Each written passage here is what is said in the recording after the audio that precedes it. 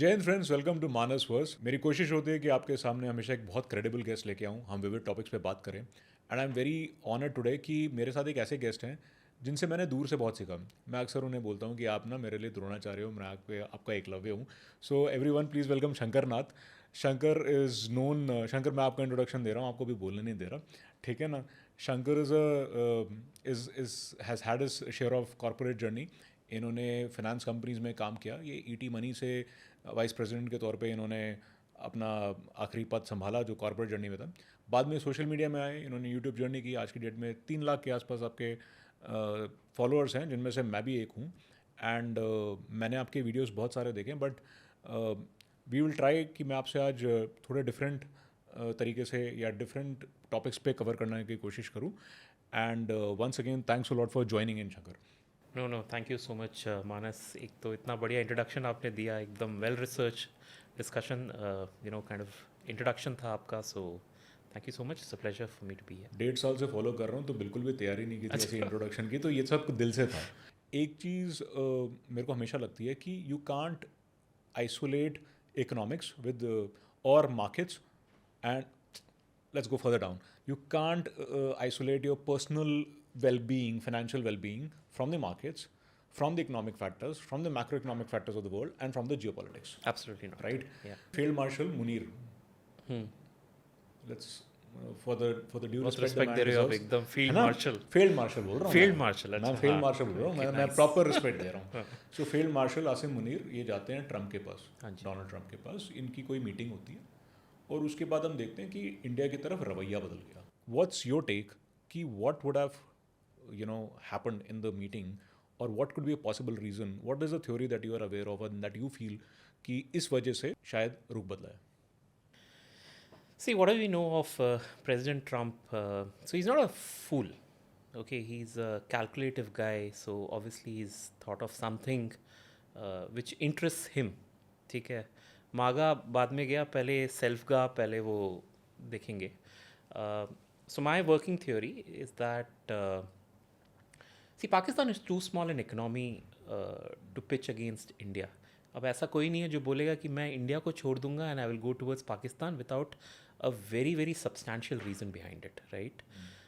I have a feeling it's more personal. That is, the Trump or the Trump family has found a certain personal advantage of probably siding with Asim Munir. I won't even say the word Pakistan, I would say Asim Munir, because he's offering them something that can benefit uh, the Trump family per se. That's my view. And if I have to nail it down, then it's probably that crypto thing that is being talked of. What is that? ये आप बताओगे crypto का क्या? क्योंकि मुझे Yeah, तो so यही it's पता है it's a कि simple thing that there is something called Liberty, World Liberty, or something like that. It's basically a crypto exchange or something, and there the Trump family has stakes in it. So Pakistan wants to get into it, and they've signed a memorandum of understanding also with them. And the Trump family will probably make a few billions of dollars from that particular thing if it fructifies. Exchange से, crypto exchange से। हाँ, crypto exchange से. And ये exchange कहाँ पे based है? I think it's based out of the US only, but then they're going to have something in Pakistan also. So this is a grape wine. ये grape wine है कि मतलब इसकी did you So, research in it? yeah, I read what was available, and it seems his dear friend Mr. Witkoff, his son, was actually there in Pakistan. He was there in Islamabad or Karachi, one of these places, and actually they signed. He's the one who signed that memorandum of understanding. So, uh, I mean, there seems to be a personal interest rather than a patriotic interest to what is happening here. Otherwise, I see no reason why America would switch India for Pakistan and then use trade and oil and those things as the story around it. Can you just very briefly mention कि उन्होंने tariffs हम पे क्यों लगाए, उनको बदले में क्या चाहिए, what is the business they are eyeing for, कहाँ पे डील ब्रेक हो रही है? There are only two reasons for it. Number one being that they want to stop that war. That's what they obviously say कि हम जल्दी इसको एक सोल्यूशन लेके आना चाहते हैं. And the second one is they want a favorable trade deal for themselves. Trump in itself wants a headline basically that उसने ऐसे कर दिया. And what he's really aspiring to is very simple. So he's trying to, uh, he wants an image wherein it shows as if Bharat succumbed to his pressures. That's the number one thing that he's looking for. Number two, वो चाहता है कि India कुछ massive investment commit करे, like a lot of the other countries have done, like what EU has done, Japan has done, etc. That's the second thing that he's massively looking for. And third is that worst case scenario, he still wants a 15% tariff bare minimum to be there on India, because he sees that, it's going to probably lead to a scenario where people buy less of Indian products, and that will lead to more of made in America products. So these are basically the commercial interests that Trump and America seems to have from this. So, but sir, एक बात बताइए शंकर, आप what are the sectors जहाँ पे उनको जो हमारे ये टैरिफ्स की वजह से सबसे ज़्यादा इम्पैक्ट होने वाले हैं? That is my very simple question. और इसका उनके रिजल्टेंट मार्केट्स पे क्या फ़र्क पड़ेगा? हाँ, तो 3-4 सेक्टर्स हैं जहाँ पे सबसे ज़्यादा इम्पैक्ट आता है. एक है gems and jewellery, so all those stones etcetera, that's there. So एक पहला वो है. दूसरा है textiles and apparels. That's the second sector that gets impacted out of it. And एक दो सेक्टर्स और हैं, not able to recall, but these are the sectors. The ones which are not that impacted, इसमें आ जाता है आपका pharma sector आ जाता है, because that's currently exempted from this particular thing. Also your smartphones, that is also excluded from this particular thing. So thankfully all those iPhones that we are making in India, so when that gets exported back to the US, उस पे भी tariff नहीं है. तो अगर आप एक value हिसाब से देखेंगे, करंटली हम लोग अराउंड $70 बिलियन एक्सपोर्ट करते हैं टू द US. उसमें से अराउंड 50%, आधा जो ट्रेड है वो इफेक्ट होता है, that comes with in this particular tariff regime. तो अबाउट तो लगभग $35 बिलियन बोल सकते हैं. हाँ जी, बिजनेस है हमारे लिए, वो एट स्टेक है. हाँ जी, करेक्ट. हाँ जी, बट इनकी अगर हम डिमांड्स मान जाते या फिर मान जाती है गवर्नमेंट और वट एवर, विच जो मुझे लगता नहीं कि ऐसा होगा, बिकॉज आई थिंक गवर्नमेंट ने बहुत क्लियरली उस बात को दे दिया है. तो अगर ये मनवा लेते वो बात, तो उसका इम्पैक्ट का कोई आपके पास do you see a figure that कि उसकी वजह से ये इम्पैक्ट हमारे इन सेक्टर्स पे हो जाता? या बट ही मतलब मुझे नहीं लगता he is running behind the ये जो $35 बिलियन जो हमें लग रहा है कि हम खो जाएंगे. मुझे नहीं लगता the US administration is running behind that. I think वो लोग काफ़ी स्मार्ट है to understand that India has a lot more to offer. और वो लोग हमारे agriculture market, or dairy market which is a much bigger market, वो उसके पीछे एक्चुअली भाग रहे हैं. So this is all nothing but leveraging going on. कि मैं एक छोटी सी चीज़, so the rules of negotiations are very simple. एक अच्छा नेगोशिएटर वो होता है जो एक बहुत ही छोटी पॉइंट का एकदम राई का पहाड़ बना देता है. बिकॉज इसको मनवाने के लिए जो दूसरा पार्टी होता है वो कुछ बड़ा खो जाता है. That's the basic rules of negotiation. तो यहाँ पे I have a very strong feeling that is what exactly is happening. I think very relevant point made, क्योंकि ना मैंने भी ये देखे थे नंबर्स. अगर देखा जाए कि जो $70 बिलियन का भी फिगर है, US के ओवरऑल जो उनके पास सामान आ रहा है उसका 2.5% है. करेक्ट. तो 2.5% in the overall game of scheme of things एक थोड़ा ट्रिवियल नंबर है. करेक्ट. बल्कि जो हम उन्हें, जो ये हमारे लिए नंबर है वो 9-10% है. तो दिखने में ये हमें भी बहुत, मतलब हमारे लिए ज़्यादा बड़ा इम्पैक्ट है, बिकॉज हमारे 10% ऑफ एक्सपोर्ट्स करेक्ट को मैटर करता है. या हम लोग अभी 18% मतलब US is our trading partner exports के अंदर, मर्चेंडाइज हाफ ऑफ दैट. हाँ, 9%. राइट. सो बट अगर देखा जाए तो 2% is a very small amount. उस पर आप फिर फाइट कर रहे हो 25% पे, जिसके लिए आप दुनिया भर के रैशनल दे रहे हो. So the bigger problem is कि इट इज़ नॉट कि मैं किस पे टैरिफ लगा रहा हूँ, but it is what I am eyeing for. तो जो वो आई कर रहे हैं, is there a quantification of that pie कि इसके बदले वो लेना कितना चाहते हैं? मेरे पास ऐसा कोई आंकड़ा तो नहीं है एट द मोमेंट, बट अगर आप डायरी और मतलब एग्रीकल्चर अगर हम मिल्क एंड खाने को मिला देंगे तो तो वो तो पूरे हमारे 1.4 बिलियन यही खाते हैं ना हम लोग, करेक्ट। मतलब all of us are consuming it. हम लोग थोड़ी ना सब लोग बैठ के जेमरी ज्वेलरी वेलरी लेते हैं, बट खाना तो हम लोग सब खाते हैं, दूध तो हम लोग सब पीते हैं। पनीर के बिना तो खाना बनता नहीं है घर पे। So that's what they are targeting at the end of the day, right? I am sure it's a huge market. So it is not, in fact अगर देखा जाए कि एग्रीकल्चर और जो डेयरी का मार्केट है, it is not only just a big economic market, ये बहुत ही इमोशनल और नेशनलिस्टिक मार्केट भी है। क्योंकि ये वो वोट बैंक है, इसको टच करना means you are touching with India's internal domestic policies. And it's not just that Manas, because see you know जब आप खाने को एज अ दिस थिंग देखते हैं, इट्स नॉट जस्ट फूड। एक फूड के अंदर भी एक वैल्यू चेन होता है। So for example it starts with आप कौन से सीड्स को प्लांट करते हैं। Now imagine genetically modified seed coming in.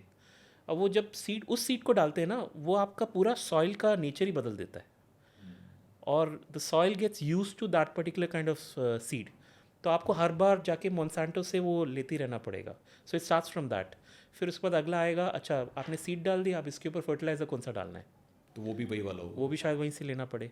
उसके बाद होगा इंसेक्टिसाइड कौन सा डालना है, वो भी उनके लिए अलग से होगा। So it's a complete value chain that goes out, it's not just one thing. So एक होता है एक्सपोर्ट्स, एक होता है आप क्या एक्सपोर्ट भी कर रहे हो।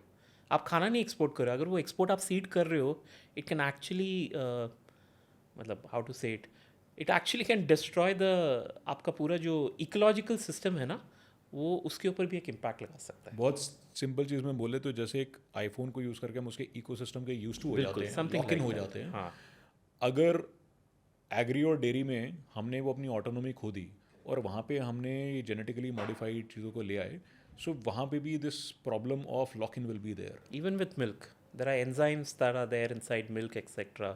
What if they have some particular enzyme that comes in and that starts affecting other things? हो सकता है ना। बट आई नो एक बड़े नुकसान को बचाने के लिए आपको छोटी छोटी कुर्बानियाँ देनी पड़ती हैं और छोटी छोटी पेन्स लेनी पड़ती हैं। नाउ विद दिस टैरिफ्स 27 अगस्त निकल चुकी है, effectively tariffs are there in place, right? आपको क्या लगता है इसकी वजह से इंडिया की इकोनॉमी, ग्रोथ एंड मार्केट्स पे क्या फ़र्क पड़ेगा? आई थिंक वो तो मॉडरेट टर्म कोई भी फ़र्क नहीं पड़ेगा। व्हेन यू से मॉडरेट टर्म, आप क्या टाइमलाइन की बात कर रहे हो? 3 साल 4 साल कोई फ़र्क नहीं पड़ेगा। कोई फ़र्क नहीं पड़ेगा, बिकॉज मतलब ये कोई कठिनाई नहीं है एक्चुअली। मतलब it is just a small aberration, आप बोल सकते हो, एक छोटा सा स्पीड ब्रेकर है। स्पीड ब्रेकर आ गया आपके रास्ते में। Everyone will adjust to this. हम लोग बोलेंगे ठीक है यार, यूएस का ये 9% जो हमारा एक्सपोर्ट है नहीं हुआ, कोई और कंट्री ढूंढ लेंगे, कितना टाइम लग जाएगा if our stuff is good.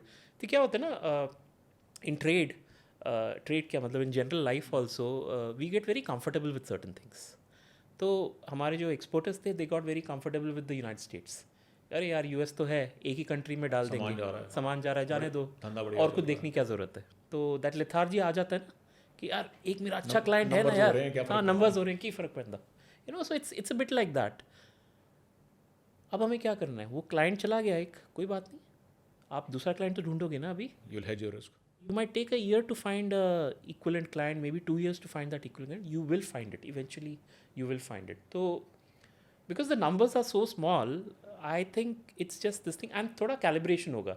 So we'll probably gems and jewelry as a this thing, or textiles, they might feel the pinch for some time, but it should not affect any other sector. And मतलब अगर larger canvas में मैं से एक normal house hold में अगर इसमें बात करूँ तो ठीक है, मैं हो सकता है बाहर रेस्टोरेंट में खाना खाना थोड़े दिन छोड़ दूंगा, हाँ, अच्छी मूवी देखना correct, छोड़ बिल्कुल। दूंगा, प्रीमियम सीट्स छोड़ दूंगा, यू नो हॉलीडे बंद कर दूंगा। लेकिन ऐसा नहीं होगा कि मेरे घर में दाल रोटी दूध आना बंद कर देगा, बच्चों की पढ़ाई रुक जाएगी, ऐसा कुछ नहीं होने वाला। So that's why I said ना, वो एडजस्टमेंट हो ही जाता है, और हम तो इंडियंस हैं, हमें तो एडजस्ट करने की आदत है।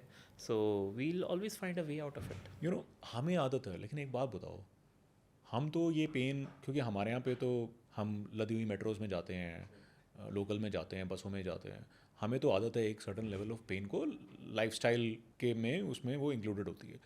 बट जो इसका इम्पैक्ट टैरिफ्स का अमेरिकन सिटीजन्स पे होने वाला है, वो क्या इस कंफर्ट जोन से, अपने कंफर्ट जोन से वो इस शॉक को ले पाएंगे? पहले कौन टूटेगा, आपको क्या लगता है? मुझे लग रहा है वहाँ ज़्यादा तकलीफ होगा as compared to us this thing, because वहाँ पे क्या हो रहा है, हर कंट्री के ऊपर टैरिफ लगा है, विच इफेक्टिवली मीन्स कि हर चीज़ एक्सपेंसिव होने वाला है। ओके, आप एक स्टैंडर्ड नंबर भी उस पर डाल देंगे, अब समझ लीजिए 10% का आप डाल दीजिए, that this is the average जो टैरिफ्स का है। कहीं पे 25% लगा है, कहीं पे 15% लगा है, कहीं पे 0% भी है कुछ कमोडिटीज़ के ऊपर। सो एवरेज अगर आप 10% भी डाल देंगे at a average, increase of 10%, right? हाँ, increase of 10%. So at an average per capita of about what $25,000 or something per citizen, it's an increase of 2,500. So it's not a small number, right? 2,500, तो it's a pretty big number there. Uh, Imagine your expenses going up by 10%. So that's a big number, right? तो उसका फिर impact क्या आता है that your savings goes down. And in a country like US, जो यहाँ पे सब कुछ क्रेडिट पे चल रहा है, जिसमें सिर्फ क्रेडिट कार्ड में मिनिमम बैलेंस, मिनिमम पेमेंट होती सिर्फ है, रिवॉल्व करते हैं वहाँ पे, 99-98% is revolving Revolving. There, correct, right? तो this problem is going to magnify. yeah. So what are the impacts that happens? Your delinquencies can go up, your amount of savings जो आप आज डालते हैं अपने Roth IRA के अंदर या 401k के अंदर या म्यूचुअल फंड्स में, ETFs में एक्सेट्रा, वो कम हो जाएंगे बिकॉज अब तो पैसा कम हो गया. So this has a more deepening effect on the society over time. और यूएस में क्या प्रॉब्लम है एज़ कम्पेयर टू हमारे देश में, इज़ दैट हमारे में एक दो पर्टिकुलर सेक्टर्स को ही अफेक्ट कर रहा है दिस पर्टिकुलर टैरिफ थिंग. वहाँ पे तो सब कुछ अफेक्टेड है, क्योंकि उन्होंने सबके लिए टैरिफ लगा सबके लिए डाल दिया. इनफैक्ट मैं भी पढ़ रहा था कि overall their tariff percentage today now after this, ये टैरिफ जब इम्प्लीमेंट हो जाएंगे, पहले वो कहते थे इंडिया में टैरिफ सबसे ज़्यादा हाई है. अगर आप हाँ, उनके पहले अभी उनका सबसे हाई होगा. हाँ, अब उनका 18% ऑन एन एवरेज टैरिफ पे है, हम 15% पे हैं. Correct. तो सबसे ज़्यादा टैरिफ नेशंस वो ये वो है. Correct, exactly. बट जब उनकी कंज्यूमर, क्योंकि इकोनॉमिक्स जो है ये काफ़ी इंटरवाइंड होती है, इट इज़ नॉट कि ये मेरा प्रॉब्लम नहीं है, ये तेरा प्रॉब्लम है. करेक्ट, दैट्स द बिल्कुल. रियलिटी. हाँ, द फैक्ट इज, जब उनकी बाइंग पावर कम होगी, जब उनकी वो सब होगा, तो उसकी वजह से further it will affect our economy also. So in core sectors जहाँ पे, जैसे टेक्सटाइल की आपने बात की, जेम्स की बात की, इनके अलावा what are the sectors that you see आने वाले टाइम पे जिस पे इनडायरेक्ट इफेक्ट होगा, जो जिनमें डायरेक्ट टैक्सेशन नहीं हुआ है या ये ट्रेड नहीं हुआ, बट किन सेक्टर्स पे सबसे ज़्यादा इम्पैक्ट होगा? couple of sectors is pharma definitely, because जो जेनरिक्स उनके कंट्री में यूज़ होते हैं वो ज़्यादातर इंडिया से ही एक्सपोर्ट होके जाते हैं, सो दैट गेट्स अफेक्टेड. मतलब because if you don't have, if everything is going to become expensive, आपका हेल्थ केयर भी एक्सपेंसिव होने ही वाला है, right? So eventually all that goes together. Secondly, your auto ancillaries. India से काफ़ी चीज़ें एक्सपोर्ट होती हैं वहाँ पे. India, China, these are the factories for those companies. वो यूएस जाता है, वहाँ पे सब असेंबल होता है and they make their cars. तो वो भी एक massively effect होता है उसके अंदर, because the Americans love their cars, right? I mean, every household has a car. Right. It's the great American dream to have a car and a house, right? तो ये सब भी फिर इफेक्ट होने लग जाता है. So these are certain industries which get affected. And things like car में ऐसा कि बहुत कुछ है. मतलब there is aluminium which is there, उस पर भी टैरिफ है. Correct. There is this entire beef between Canada और यूएस के बीच में भी there is a massive beef that's going on all these aluminium, copper, steel etcetera. तो वो है. सो या all this starts getting a massive hit. So एक बात बताओ, ऐसे केसेस में नाउ मैं आपसे जो भी सवाल पूछ रहा हूँ, गोइंग अहेड फ्रॉम स्टॉक्स और इन्वेस्टमेंट या मार्केट्स के पॉइंट ऑफ व्यू से, I am considering a long term period, क्योंकि ठीक है, मैं पर्सनली ट्रेडिंग में इन्वॉल्व नहीं हूँ, मेरे को उसकी नॉलेज नहीं है, राइट? ये मेरे समझ में नहीं आता, तो मैं वो सवाल नहीं पूछूंगा आपसे, ठीक है? अब इसमें जो सेक्टर्स इम्पैक्ट हो रहे हैं, किन लोगों को उन सेक्टर से एग्जिट करना चाहिए, कितनों का कितना हॉराइजन है, और किनको कोई फ़र्क नहीं पड़ना चाहिए, ठीक है यार कोई फ़र्क नहीं पड़ता है, ये सेक्टर्स सूनर लेटर ठीक हो जाएंगे, let me stay invested. What is the time duration that people should be calibrating them? हाँ, ऐसा तो नहीं कि फ़र्क नहीं पड़ेगा, फ़र्क तो पड़ना ही चाहिए. बिकॉज क्या होता है मार्केट में ये सब जो चीज़ें हो रही हैं, this is all information coming in. अब आप जब के पास आपके पास कोई इन्फॉर्मेशन आता है, आपको डिसाइड करना पड़ता है वो कितना सस्टेनेबल और क्रेडिबल है, बिकॉज बहुत सारा नॉइज भी होता है, Right. कोई भी कुछ भी बोल रहा होता है, and with Trump etcetera it's all more of flim flam all the time, right? तो वो कुछ ज़्यादा ही हो जाता है.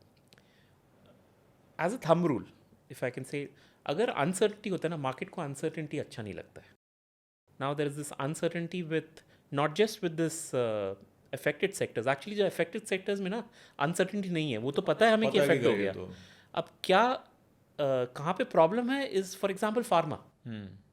So pharma, there's a lot of uncertainty. So because of that, the pharma stocks are actually coming down. Who kind of exports ज़्यादा करते हैं, उनका actually थोड़ा performance, I mean the stock performance is actually coming down. वो purely uncertainty की वजह से है. कंपनी फंडामेंटल्स कुछ नहीं बदले हैं. मतलब कुछ भी नहीं पता है कि क्या होने वाला है करके. What affects what कुछ नहीं पता है. So it's always better to stay away from that. हमारे यहाँ पे एक कहावत है कि don't try and catch a falling knife. खून आप ही का बहेगा. It's like the knife is falling and you try and catch it, you're going to get hurt. But एक बात बताओ, सिर्फ समबडी जिसने स्टॉक्स खरीदे हुए हैं, फार्मा के हो गए या एल्यूमिनियम के हो गए या जेम इंडस्ट्री से रिलेटेड है, उनको इस टाइम पे बेचना चाहिए या उनको बोलना चाहिए कि कोई बात नहीं, लेट मी, ये जो भी फ्लक्चुएशन होगी मैं इसमें और करेक्ट कर लूँगा क्योंकि मुझे पता है 5 साल में कुछ नहीं होने वाला. हाँ, so is that a right statement और fallacy? I can't give a recommendation around it or anything of that sort, but I can tell you from my experience that I have pharma stocks with me and I'm just holding on to it because ये situations ना मैंने बहुत देखे हुए हैं actually, मानस. मतलब there's a lot of uncertainty that's there and market में रहता ही है sector to sector. In fact हर 2 साल में जो sector अच्छा होता है वो बुरा भी हो जाता है. एंड वो साइकिल चलता रहता है. It's something I have seen for too long now. तो I have just kept it and ना बाय कर रहे हो ना सेल कर रहे हो. ना बाय कर रहा हूँ ना सेल कर रहा हूँ. जो नहीं समझ में आ रहा, होल्ड ऑन. अभी मैं होल्ड ऑन करके रख रहा हूँ बिकॉज क्या है कि रिजल्ट्स तो आने दो, पहले समझे तो सही इसका एक्चुअली कोई इफेक्ट हुआ है कि नहीं. तो अगर रिजल्ट्स आया उसमें लगा कि ठीक है, जब आप रिजल्ट्स बोल रहे हो, आप 1 क्वार्टर के बोल रहे हो, 2 क्वार्टर के? मैं नॉर्मली 1-2 क्वार्टर वेट करता हूँ. 2 क्वार्टर्स आई ऑलवेज गिव, क्योंकि आप ऑब्जर्व करोगे. business is like life at the end of the day, Correct. Manas. In life also you'll have problems, issues and थोड़ा टाइम लग जाता है उसको निकलते निकलते. बिजनेस भी ऐसे ही है. कल को अगर आपको कोई मतलब बोलेगा कि 2 दिन में सेल्स को डबल कर दो, इट्स नॉट पॉसिबल, राइट? आपको 6 महीना 1 साल लग सकता है वो करने में. So the same thing here, that give it a couple of quarters and see what is happening. अगर नहीं हुआ तो तब बेचो ना, क्या प्रॉब्लम है?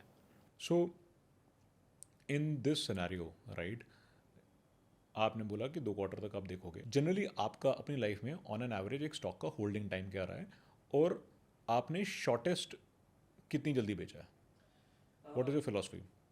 Eight the moment last 3-4 years का मैं आपको बता रहा हूँ that I keep stock for a pretty considerable time. And what is that? अब जो मैंने 4 साल पहले खरीदा वो अभी भी है. So that's there that's your average holding period. Average holding period. अब मैं जब निकालता हूँ किसी स्टॉक को, it is mainly if there is any visible issue जो मैंने देखा है. जैसे for example there was a stock, the pharma stock, उसके साथ कॉर्पोरेट गवर्नेंस इशू हो गया. उन्होंने किसी ऐसे कंपनी में इन्वेस्ट कर दिया जहाँ पे उनका कोई रिलेटिव वो कंपनी को चला रहा था. So basically they were trying to siphon money from X इधर का कंपनी पैसा इनटू द उधर वाई डाल रहे हैं. कंपनी. हाँ, मतलब दैट्स द वे. जो हमारे यहाँ पे आसपास अक्सर बिल्डर करते रहते हैं. हाँ, बिल्डर जैसे करता है इधर के वैसा. प्रोडक्ट का हाँ, पैसा इधर उधर को. कर दिया, फिर तो फ्लैट यही में सब मिले. चल रहा है. तो इसको हम लोग बोलते हैं corporate governance issues basically, right? अगर ऐसा कभी भी इशू होता है, immediately I am out. So that is your non negotiable rate. Non negotiable. Corporate governance issue है तो निकलना है. निकलना है. And don't look at that company ever. It's as simple as that. झूठ नहीं टॉलरेट होता. नहीं होता. पर एक बात बताओ, ये सबसे मुश्किल है कॉर्पोरेट गवर्नेंस को स्पॉट करना, जहाँ तक मुझे हाँ, लगता है, क्योंकि मतलब इसको आप मेजर कैसे करते हो?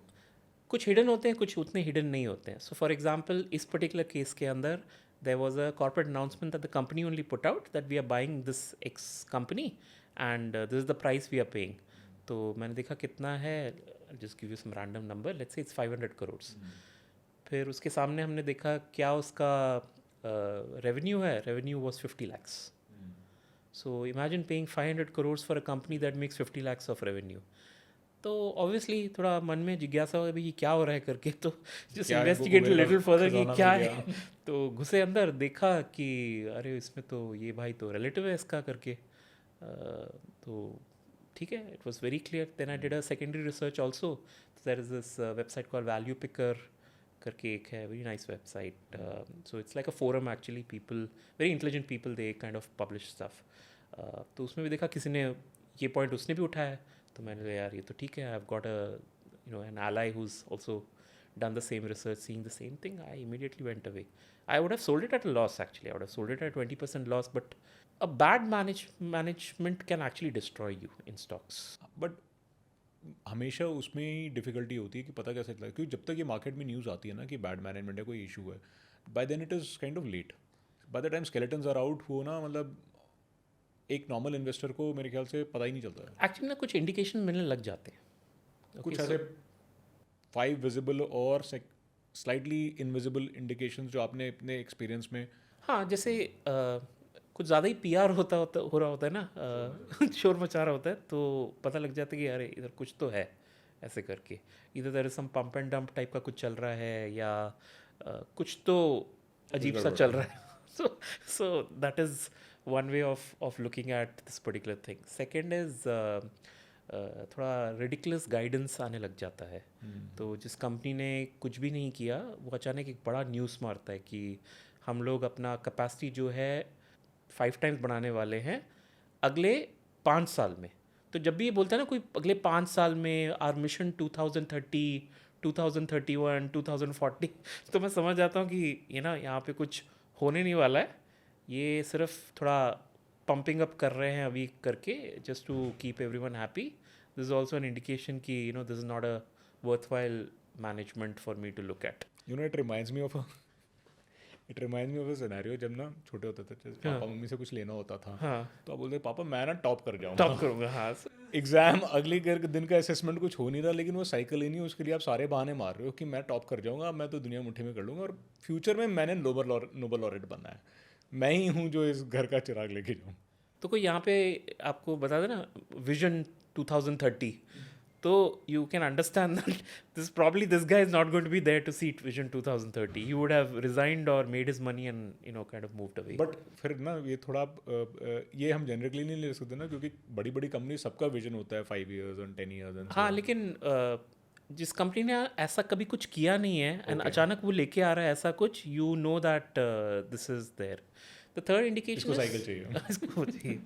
द थर्ड इंडिकेशन इज जब कोई मैनेजमेंट चेंज होता है एंड दैट न्यू पर्सन सबसे पहले, and he has no track record और something, but then he starts removing the old guys, that is another danger sign for me, because this guy is basically trying to show to the internal manager that who's the boss, and he's trying to get rid of all the older people in the company or something. Basically मैं सबसे होनहार हूँ, और जितने भी room में बाकी तुम लोगों ने सब कचरा करके रखा हुआ है, आई नो इट ऑल। हाँ मुझे पता है, मैं सबसे पहले तुम लोगों को साफ कर रहा हूँ ऐसे करके। So these are certain indications that come out that there is something weird that is happening. Another one is when a company suddenly, let's say, doubles its sales.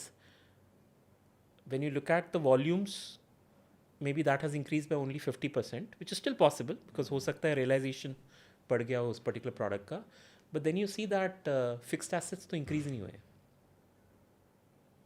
So if you don't have an engine, तो sales बढ़ कैसे गई? तो tyre कैसे चल रहा है, मतलब ट्रैवल कैसे कर रहे हो, बिना टायर के कैसे ट्रैवल मतलब कर रहे हो? प्लांट प्रोडक्शन सिंपल सी बात है, कैसे बढ़ गई आपकी? अगर आपने प्लांट्स में इन्वेस्ट नहीं किया, नया कोई प्लांट नहीं खोला, तो आप ज़्यादा सामान कैसे चर्न आउट कर रहे हो? So your numbers are not matching. So numbers have to match.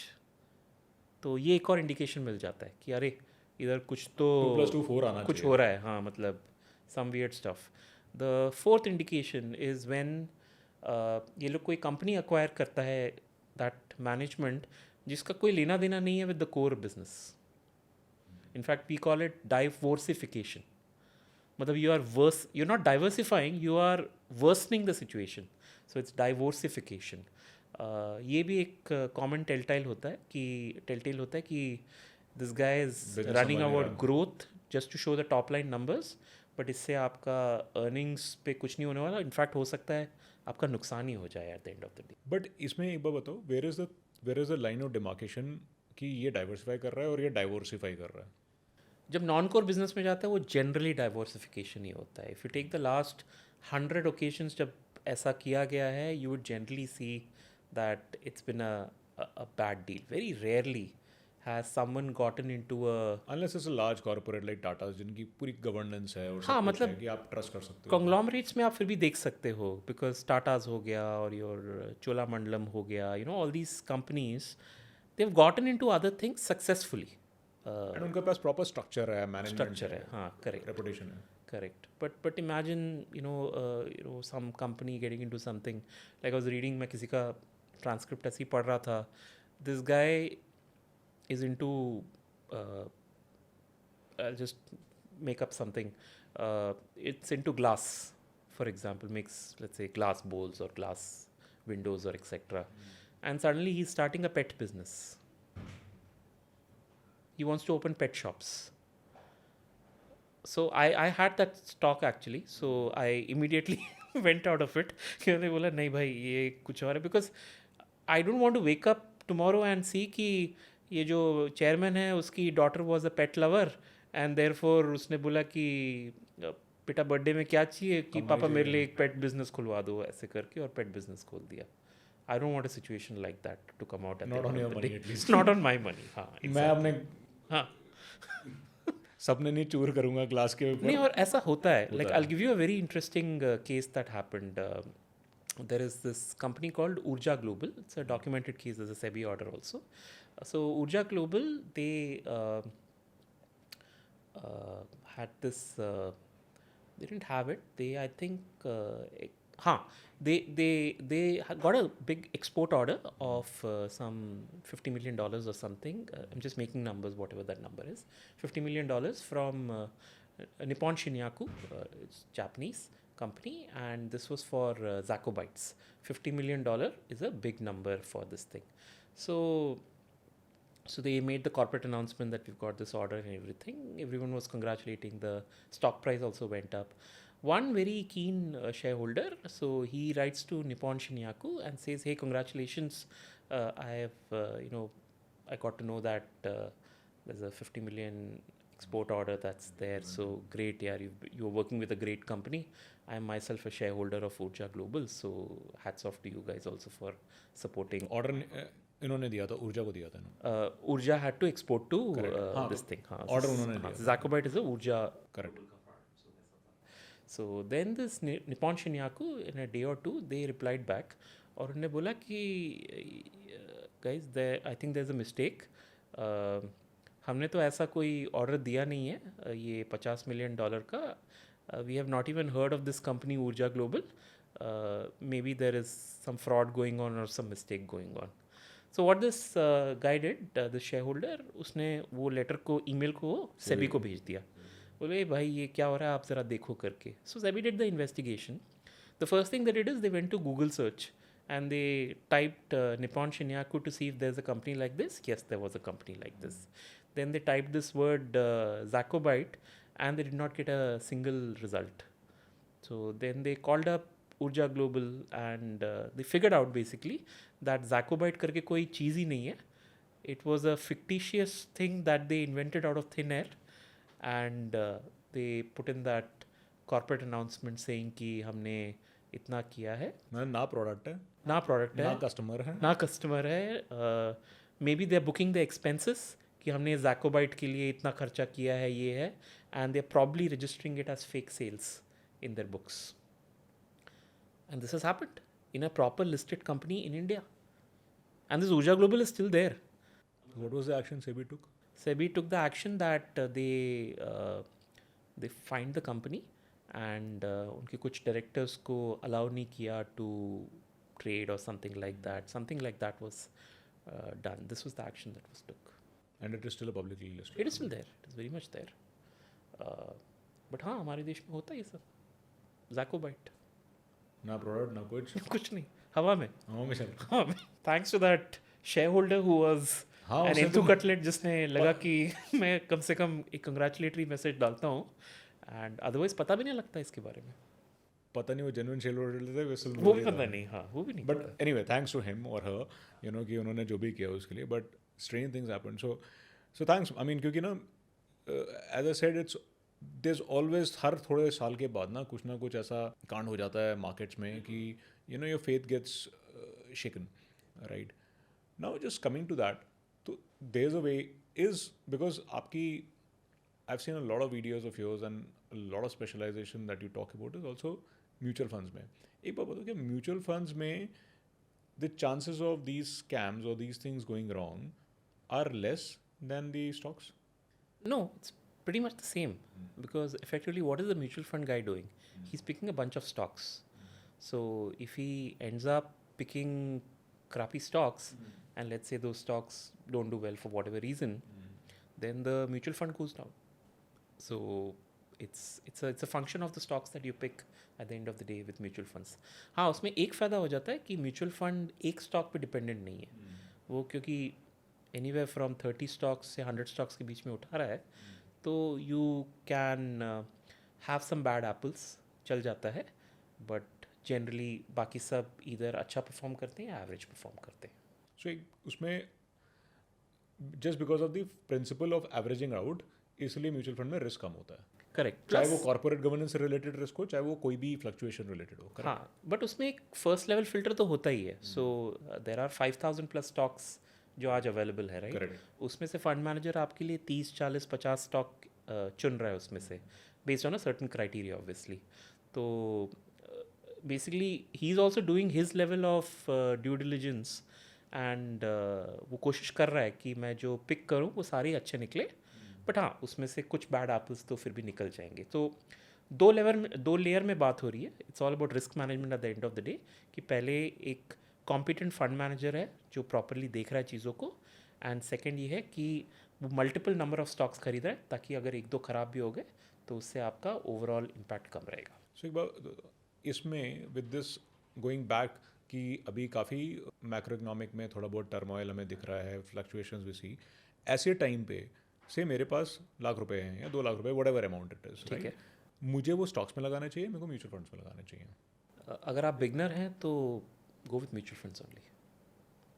अगर आप में वो क्षमता नहीं है रिसर्च करने का, ट्रैक करने का, मॉनिटर करने का, to link multiple things which are happening, and most importantly अगर आपका बिहेवियर थोड़ा सा फ्लिम फ्लैम टाइप का है कि आप इधर से भाग रहे हैं उधर से भाग रहे हैं, आप में 3-4 साल इन्वेस्टेड रहने की क्षमता नहीं है, तो it's always better to go for mutual funds. But एक बात बताओ आप स्टॉक्स में भी इन्वेस्ट करते हो, आप म्यूचुअल फंड में भी करते हो, आप निफ्टी बीज में भी करते हो, राइट? ETFs में बेसिकली इन तीनों में से आपका जहाँ तक मुझे पता है you believe in a long term investing, correct? तो हम पकड़ के चलते हैं आपका 3 साल का होल्डिंग पीरियड है या 5 साल का होल्डिंग पीरियड है. Is that right assumption? आपके अनुभव के हिसाब से equity versus mutual fund versus Nifty आपको best return after tax deduction किस में मिला? मुझे अभी तो स्टॉक्स में मिला है. So stocks is about almost 30% at the moment gross. कितने टाइम पीरियड में आप बोल रहे हो? 5 साल पकड़ लीजिए. 5 साल में 30% क्या कर 30% after tax? No before tax. ठीक है, वो जो भी टैक्स होगा आपका 3% ज़्यादा नहीं है. LTCG हम पकड़ लेते हैं 10% Correct. 12%, 10% का एवरेज पकड़ लेते हैं. Correct. So it will be 27% odd, right? Correct. और म्यूचुअल फंड्स में on an average mutual funds में मेरा जो इक्विटी पार्ट आप पूछ रहे हैं that is currently at about 17%. 17%. And this is this is over 10 years. Over 10 years. And इसमें आपका लार्ज और स्मॉल और मिड में हाँ अभी है 50-25-25. सो 50% लार्ज में, 25% मिड कैप्स में और 25% स्मॉल. आप यही रेशियो कि अपने इक्विटी में भी मेंटेन करते हो? नहीं उसमें ज़्यादा स्मॉल कैप्स ही होता है. हाँ. सो नाउ आपने वहाँ पे 30% कमाया, हाँ राइट? उसमें आपका स्मॉल कैप का कितना है? एंड ऑब्वियसली मैं ये सब इसलिए पूछ रहा हूँ because only in percentage basis so that people get a right picture, right? कि अगर आपने जैसे आपने 30% कैगर किया उसमें और स्मॉल कैप में हमें 100 रुपये में से आपके स्मॉल कैप में उसमें कितने इन्वेस्टेड थे और उसका स्मॉल कैप का वर्सेस म्यूचुअल फंड का स्मॉल कैप का परफॉर्मेंस कैसा रहा, लाइक टू लाइक? इतना तो मुझे याद नहीं होगा but I can tell you वो जो मेरा इक्विटी है डायरेक्ट स्टॉक्स है उसमें 80% is small caps and 20% is mid caps. at the moment. I'm just trying to recall कि कैसे हुआ होगा, but I think large caps ने कम दिया होगा as compared to mid caps and small caps over the last 4-5 years definitely, in spite of all the falls etc that have happened. अगर मुझे आपको एक guesstimate ही देना है, आई थिंक लार्ज कैप्स ने अराउंड 14% के आसपास किया होगा एंड मिड एंड स्मॉल ने अराउंड 20% किया होगा. ये मैं म्यूचुअल फंड वाला जो 17% का ब्लेंडेड है उसके बारे में करेक्ट आपको जो आपने 50-25-25 की बकेट्स में लगाया हुआ है. हाँ. Large mid and small. हाँ. राइट. और स्टॉक्स हैं आपके 80% स्मॉल में एंड 20% लार्ज एंड मिड में. हाँ. तो लार्ज में आपने स्टॉक्स में इन्वेस्ट ही नहीं किया हुआ एक तरीके से. सो अगर इससे पहले मैं इस पर कुछ टिप्पणी दूँ, आपका स्टॉक्स में टोटल एलोकेशन कितना है? बिकॉज ये 80% स्मॉल कैप तो काफ़ी हाई एलोकेशन नहीं हो गया? It is about around 18% currently. 18% is in equity और बाकी का 82% मेरा म्यूचुअल फंड्स में है. अच्छा, सो 18% का अगर मैं 80% पे लगाऊँ तो आपका 14.5% ऑफ ओवरऑल योर लिक्विड और equity portfolio is in small cap stocks. क्योंकि मैं आपने 18% बोला. हाँ, तो अगर दोनों को आप ऐड करेंगे तो हाँ इतना बोल सकते. Right, which is a safe तो मोटा मोटा अगर मैं ओवरऑल आपको बताऊंगा ना, सो यू कैन एक्चुअली से अगर MF प्लस इक्विटी आप मिला लेते हो, उसको एक हम एक एसेट क्लास. हाँ, अगर एक एसेट क्लास आप पकड़ लेते हो, then we are approximately looking at about 40% in large caps. We are looking at approximately 20% in mid caps and maybe another 40% in small caps. So आपको लगता है स्मॉल कैप में 40% investment is a right benchmark to have? मेरे लिए ठीक है. I am comfortable. सबको अपने अपने से कंफर्टेबल होना चाहिए. तो मेरा जो स्टॉक्स, जो मेरा डायरेक्ट इक्विटी है, मैं थोड़ा एक अलग लॉजिक से करता हूँ. It is not about investing, it is about आप कौन से गोल की तरफ इन्वेस्ट कर रहे हो. तो वो जो मैं स्टॉक्स में डालता हूँ, that is my adventure money. That is my riskiest category बोल सकते हो. ठीक है, which is why I take the risk of going in for small भी ना. Actually it's not even small, actually mine is below small. तो as per how rankings are done, the top 100 जो stocks होते हैं as per the free float market capitalization, that is called large caps. उसके बाद जो next 150 है, so from 101 to 250 is mid caps, and then generally from 251 to 500 is small caps, and 501 and below is micro caps. वो जो 80% small बोला, उसमें से सारे माइक्रो ही सारे नहीं होंगे, but a lot of them would be micro. Fair, so I'm taking an extreme amount of risk because मैं वो रिस्क इस पॉसिबिलिटी पे ले रहा हूँ कि कैन दीज कंपनीज जिसमें मैंने अभी इन्वेस्ट किया है, क्या ये अगले 10 साल में मेरे को 10 गुना कर सकते हैं मेरे पैसे को. But that is also fair, that is also very calculated risk, क्योंकि आप 14% पैसे पे कर रहे हो ना अपने ओवरऑल. हाँ, इतने पे कर रहा हूँ. Correct, that is a fair thing to do. मतलब ठीक है, आपने 100 में से 14 रुपये आपने लगाए हैं. Correct. You know, so I am a very, जैसे मैं अपने आप को डिफाइन करता हूँ, I am a very cautious yet curious investor. So I am cautious with 85% of my money. I am curious with 15% of my money. And that's a very fair kind of approach to have, right. ये वही बात हो गई. मैंने ठीक है यार, 100 rupees पड़े हुए हैं, मैंने 10 रुपीज़ की एक सॉफ्ट ड्रिंक पी ली तो चलता है. 5 रुपये का चिप्स का पैकेट ले लिया साहब में, चलता है. हाँ, मतलब 6 रन पर ओवर पे खेलूंगा 45 ओवर्स, आखिरी 5 ओवर दो मेरे को, धड़ाधड़ मारूंगा. It's a safe bet to take. So in general आप व्हाट इज़ द, मतलब अपनी बात छोड़ो, बट बिकॉज आपको इसमें काफ़ी नॉलेज है, what is the portfolio split that you would recommend? Equity and mutual fund को मिला के, right, stocks and mutual fund को मिला के. So let's look at a breakup. Mid, small and large में आप कैसे करोगे? मेरा कंफर्ट तो वही है 50-25-25, बिकॉज वो जो 50% है वो स्टेबिलिटी देता है आपके पोर्टफोलियो को, वॉटिलिटी को रिलैक्स करता है. लेकिन जो बाकी का आपका जो 50% है, which is mid and small मिला के, वो आपको ग्रोथ देता है. सो 50-25 and 25 is what you would recommend. क्योंकि एक रूल मैंने कहीं पे पढ़ा था कि यू नो अगेन इसमें भी आगे फिर एक और कैटेगरी आ जाती है, इक्विटी वर्सेस डेट. राइट? हाँ। कि एज माइनस हाँ, वो सबसे बड़ा धोखा है basically, this age minus 100 minus age वाला 100 रूल आप minus बोल age, रहे sorry, हो, है ना? हाँ, so I think that's crap. इसका एक सिंपल लॉजिक है, and we can do this exercise with you also. So you're on 40 now? Yeah. Yeah, okay, cool. So as per this logic, you should have 60% आपका equity में होना चाहिए और बाकी 40% आपका डेट में होना चाहिए, Right. Correct? Let's assume you have 5 crores with you, okay? Nice assumption. Corpus. है, so कम बोल दिया ना मैंने? हाँ सर, बहुत कम हो गया. अच्छा, so ये तो मेरे उस हिसाब से आपका बनता है कि 3 करोड़ रुपए आप इक्विटी में डालिए और 2 करोड़ रुपए आप डेट Debt में में डालिए. Seems okay, correct. ठीक है, वेरी लॉजिकल. अब समझ लीजिए आपके पास 5 करोड़ नहीं, आपके पास 50 करोड़ है. Would you want to have 20 crore in debt? ये रूल फिर कब तक काम करता है? कितने पैसे हाँ, तक? इनिशियली काम करता है. क्योंकि अब आप ना वो फिगर्स की बात कर रहे हो जो मेरी वर्थ है. नहीं, मैं आपको प्रैक्टिकल नहीं, चीज़ें आपने दे रहा बताया हूँ. ना, पहले आप बोल रहे थे कि हाँ. तो अब ये 50 करोड़ बोली और इसके बियॉन्ड की जो आप बात करोगे ना, मैं इससे रिलेट कर पा रहा हूँ. हाँ, तो आपके केस में आई वाज थिंकिंग मोर कि अभी 50 है, आपके पास 500 हो जाएगा. I am assuming that's where you are at the moment. बिल्कुल, मतलब पर अभी लेट्स हम 50 की बात करते हैं. अच्छा, 5 और 50 लेते हैं क्यों अभी के इतनी लिए. मल्टीप्लिकेशन के लिए लोगों को मुश्किल करे? 500 की लेट्स अज्यूम कि 50 है.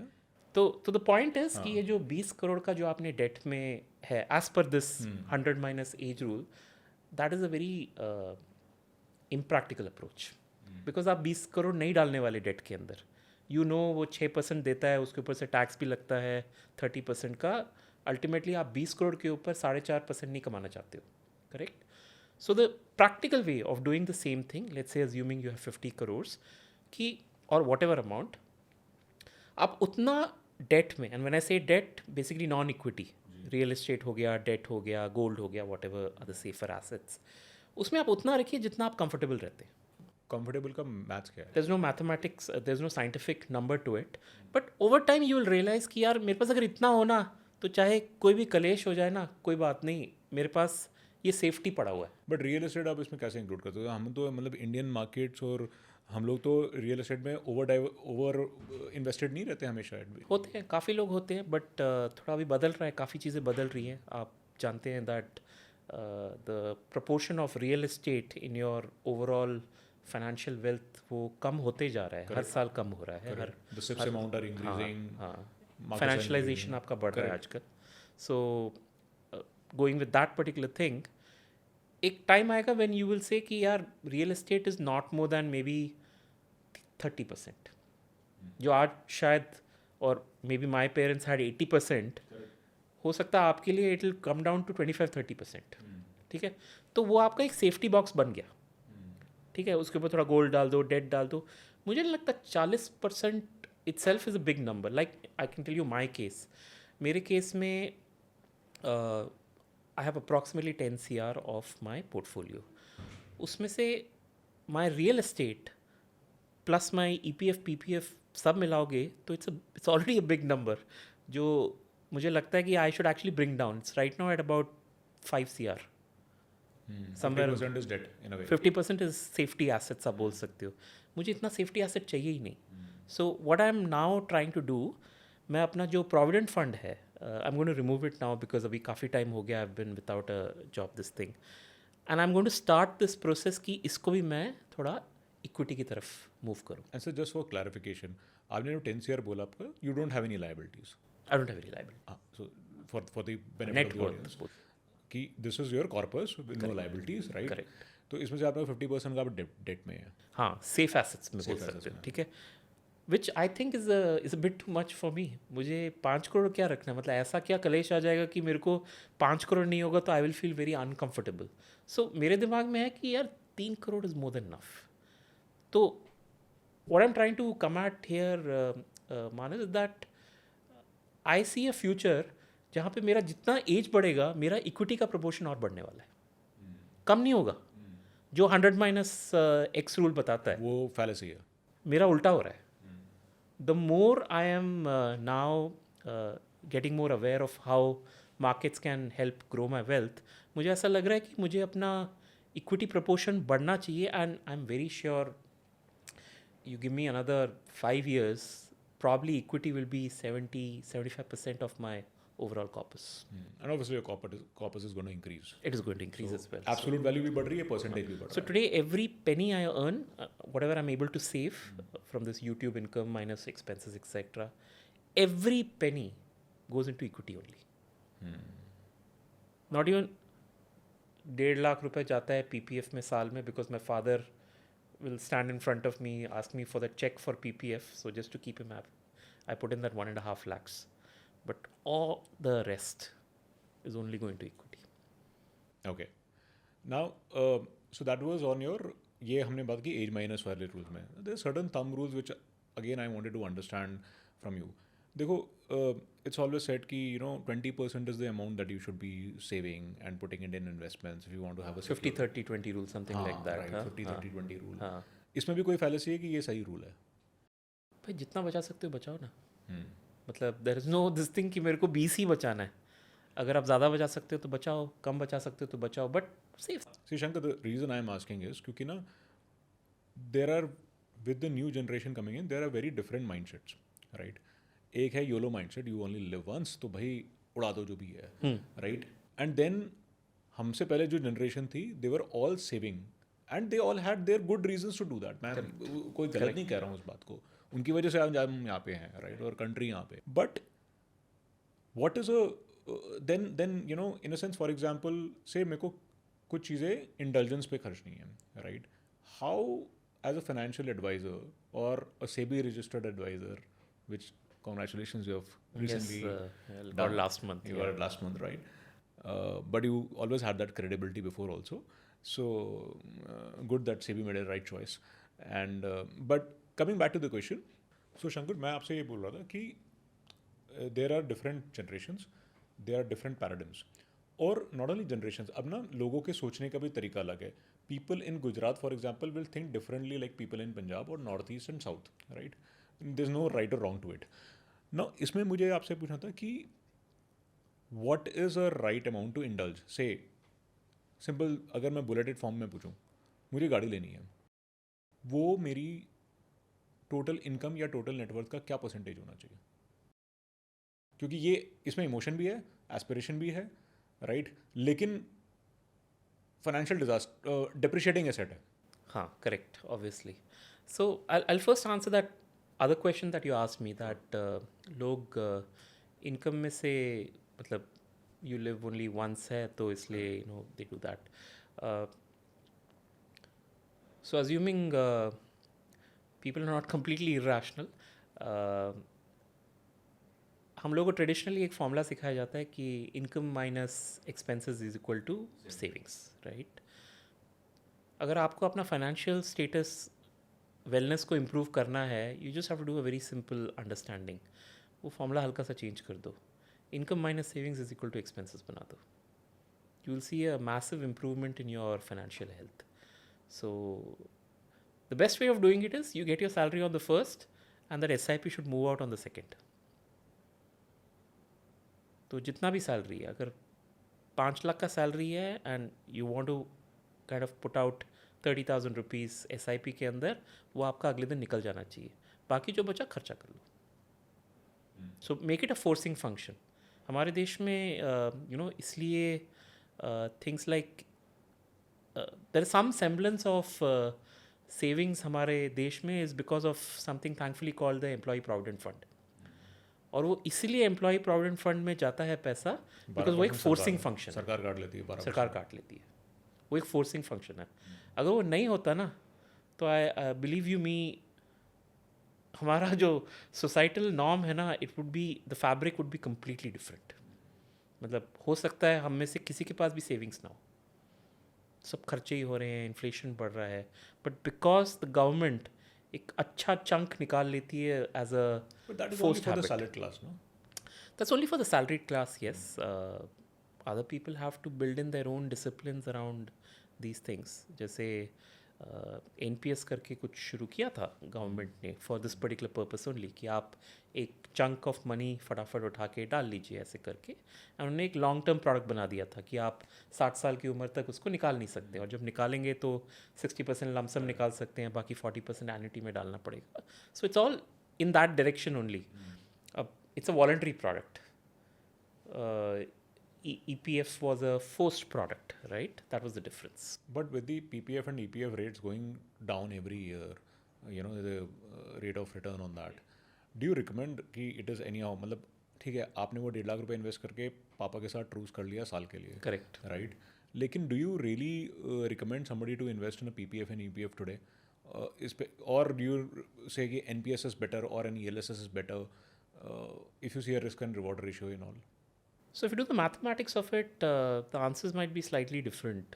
Like सब लोग क्या करते हैं, वो 7.1% देखते हैं PPF के अंदर और बोल देते हैं कि ये weird है. टैक्स फ्री है. But 7.1 is tax free.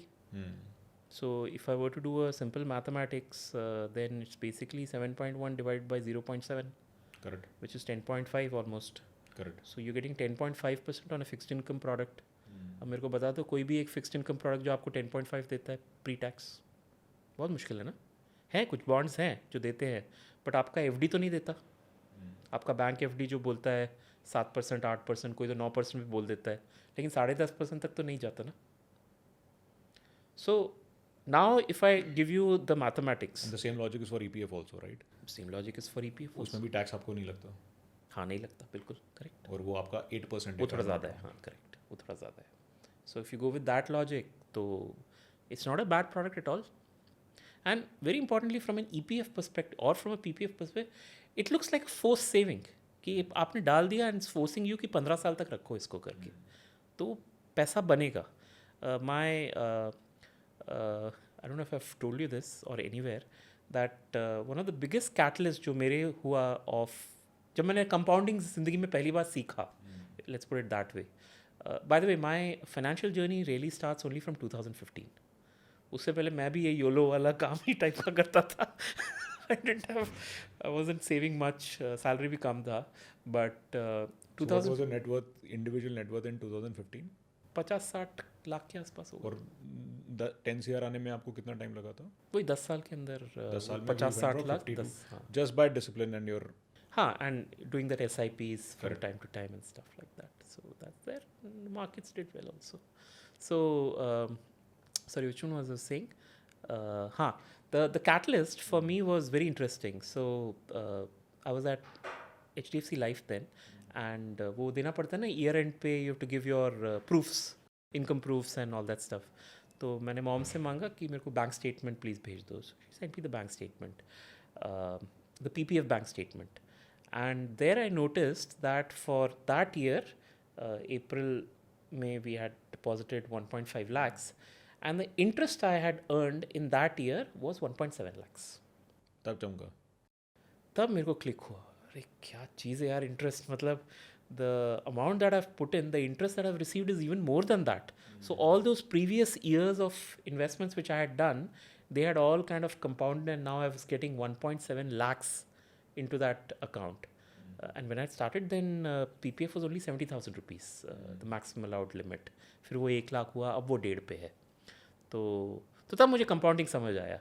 And that's how 2015 became that year जब मैंने प्रण लिया कि अब मैं अपना फाइनेंशियल ज़िंदगी थोड़ा सुधारूंगा. And then the rest is history. Rest is history. So you, I mean, not only just to bring truth in house, आप बहुत मैथमेटिकली बिलीव करते हो कि EPF and PPF are still a good instrument. I think it's good. Right, but again they are in the category of debt. Now just going back, relating it to जो मैंने पहले भी आपसे सवाल पूछा कि आपकी टोटल डेट, आपने बहुत अच्छी बात की जिसमें मेरे को एकदम शांति हो जाए कि यार ये तो हिलने से कुछ नहीं होगा. But can we look it at somewhere around 20% of the overall portfolio if you have to give a percentage? Safety asset जैसा आप बोल रहे हैं ना. हाँ, यू कैन लुक एट. इसमें आप गोल्ड भी इंक्लूड करोगे? कर दूंगा. ओके. गोल्ड में it can mean any form, right? Physical और yes that's okay. Okay. Now coming back to the question जो मैंने आपसे पूछा था कि how do we spend money today, right? मैं महीने के से लाख रुपए कमाता हूँ। वैसे तो आपने बताई थी मेरी वर्थ 50 करोड़ के ऊपर के और 500 करोड़ पे मैं पहुँचने वाला हूँ, बट स्टिल से लाख रुपए कमाता हूँ। साल के 12 लाख रुपए हो गए। मेरे को हॉलीडेज़ में कितने पैसे खर्चने चाहिए? वैसा कुछ जेनरिक रूल तो नहीं होगा वैसे तो. बट एक कोई, because again this is like that, इसको मैं कौन से स्पेंड कैटेगरी में करूँ और इस पर मैं कितना करूँ, क्योंकि you know there is always a conflict कि you only live once, but जो करना है वो आज ही करना है, पैसे भी आज ही बचाने हैं, प्लान भी फ्यूचर का आज ही करना है, घूमना भी आज ही है। See it's a function of your income also ना, at the right. End of the day. अगर आप कमाई 1 लाख रुपए रहे हो, उसमें से एक्सपेंसेस में ही आपका काफ़ी कुछ निकल जाएगा, राइट? रेंट हो गया, ये हो गया, वो हो गया, all that stuff is there. Then your savings might be maybe 25-30,000. I don't think उससे ज़्यादा हो पाएगा. बट जैसे एक बेंचमार्क बोलते हैं कि आपके ईएमआईज एंड आपके जो टोटल रेंट्स हैं 35% होना चाहिए। Correct me if I am wrong. हाँ, समथिंग लाइक हाँ, दैट. मतलब मैंने भी जब लोन वगैरह के लिए अप्लाई किया था तो बैंक भी मोटे मोटे हाँ, उसी पे सो चलते हैं वो कि कैलकुलेशन रखते हैं कि हाँ इतना ही हम बहुत ही मैक्सिमम अच्छा दे होगा तो पाएंगे. 40 तक दे देंगे मेरे करेक्ट, ख्याल से, right? Correct. Is there, and वो तो हमें बाय डिफ़ॉल्ट फॉलो करना पड़ता है क्योंकि उसमें हमें बैंक से लोन लेना पड़ता है, लेकिन हमारी आदतें ख़राब होती है जो बाकी पैसा होता है हाथ में, राइट? सो अगर वैसे ही डिसिप्लिन, इन्फोर्स डिसिप्लिन कि ईपीएफ में 12% जा रहा है और बैंक हमें 40% के ऊपर लोन नहीं देगा, तो अगर मेरे को ये डिस्क्रिशनरी, मेरे को गाड़ी खरीदनी है या मेरे को छुट्टी के लिए जाना है, what is that limit I should stick See to when this as a thumb rule? see when I mean I don't have a thumb rule per se, but I can just look at it from a perspective that सो कुछ assets होते हैं, जैसे गाड़ी हो गया for example, right? आप अपने पास कुछ 5-6 साल के लिए तो रखोगे उस पर्टिकुलर गाड़ी को, right? So the other reality is कि आपका इनकम भी इंक्रीज होगा ओवर टाइम. सो जब कोई बैंकर जब वो जो आपका ईएमआई सब कैलकुलेट कर रहा है, he takes into account these things also, that hopefully this guy will probably get a hike of about 7-8% year on year, stuff like that. वो सब calculate करके ही लोग करते हैं. The approach which now I believe in, and a lot of people kind of question me when I say it, but still I kind of try and do my work, is that I say that all your discretionary should come. So here's the hierarchy for me: your income, your essential expenses, your savings that you need for a better future self, आपके लिए और आपके family के लिए. उसके बाद आपका discretionary expenses. So this the box.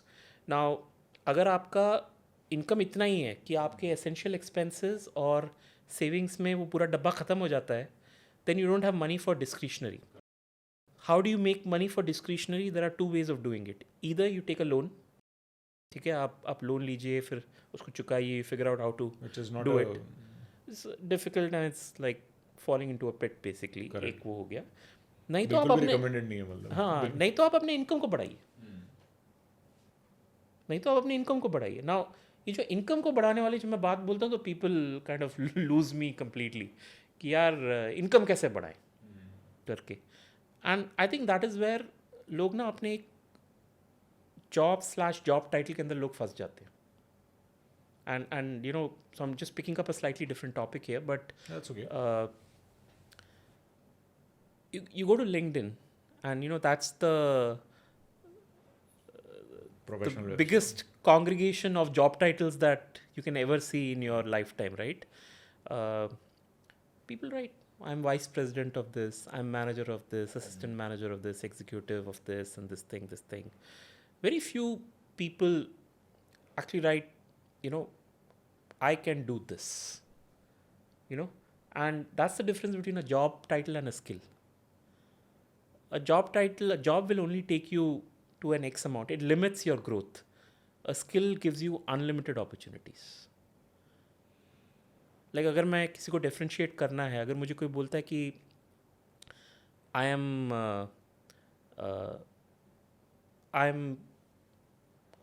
I head a sales team which does $100 million versus someone who says I do $100 million ऐसे करके. So for me that second guy is probably better because he has given proof of his skill The other guy is only managing a set of team members, right? So, I don't know if I'm coming out with what I'm trying to say is that कि लोगों में जिनमें skill होता है ना, for them the upside of the income is actually quite easy. They can do it quite well.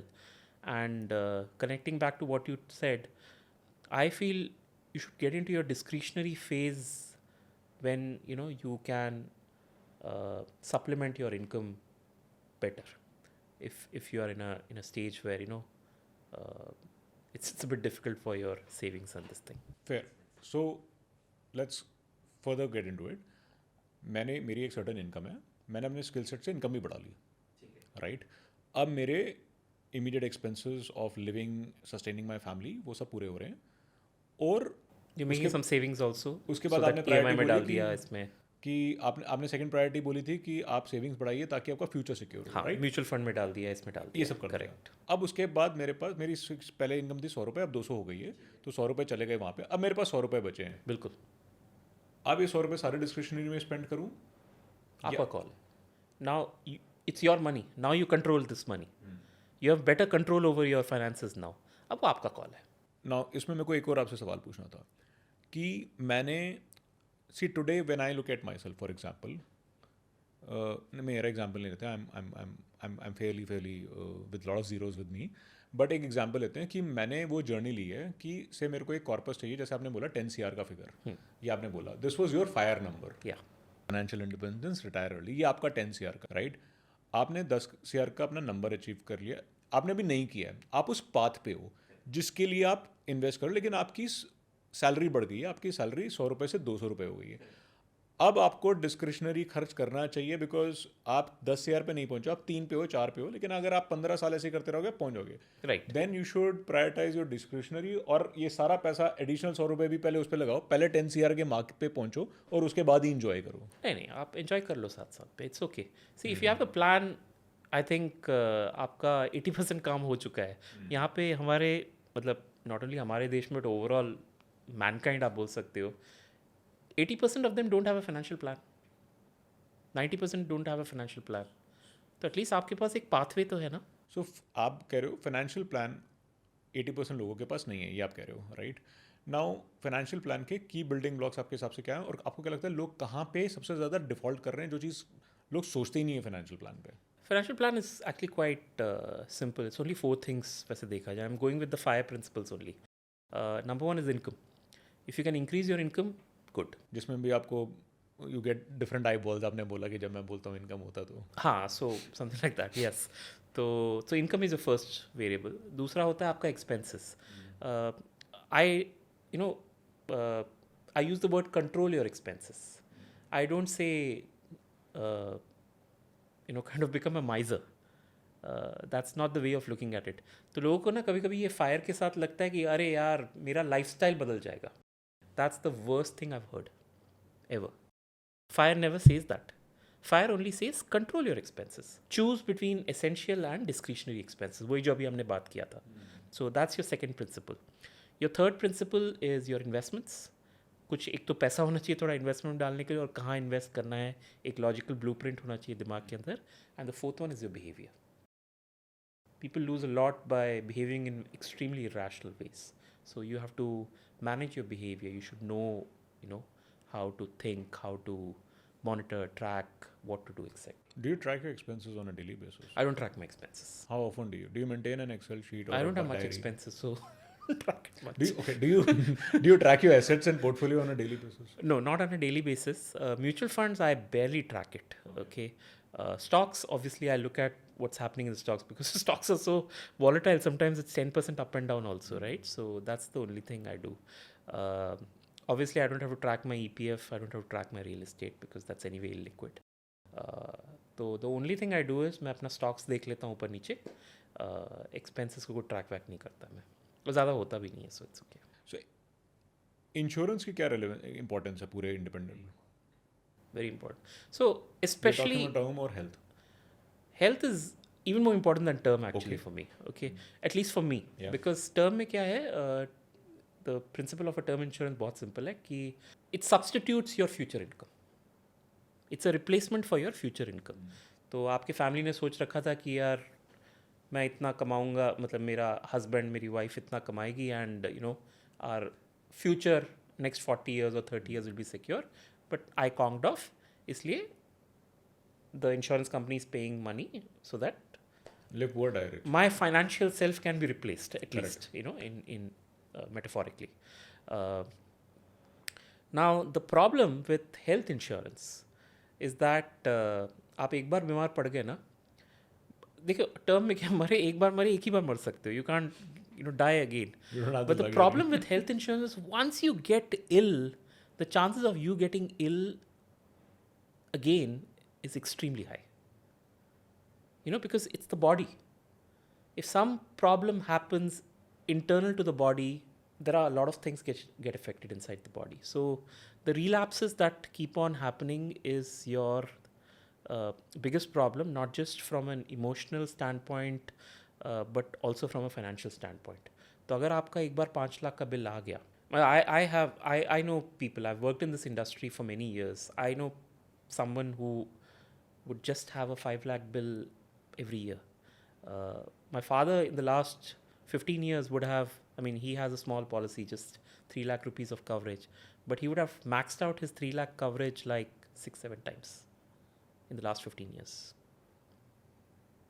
So it's the repeat one which can really make a massive difference financially.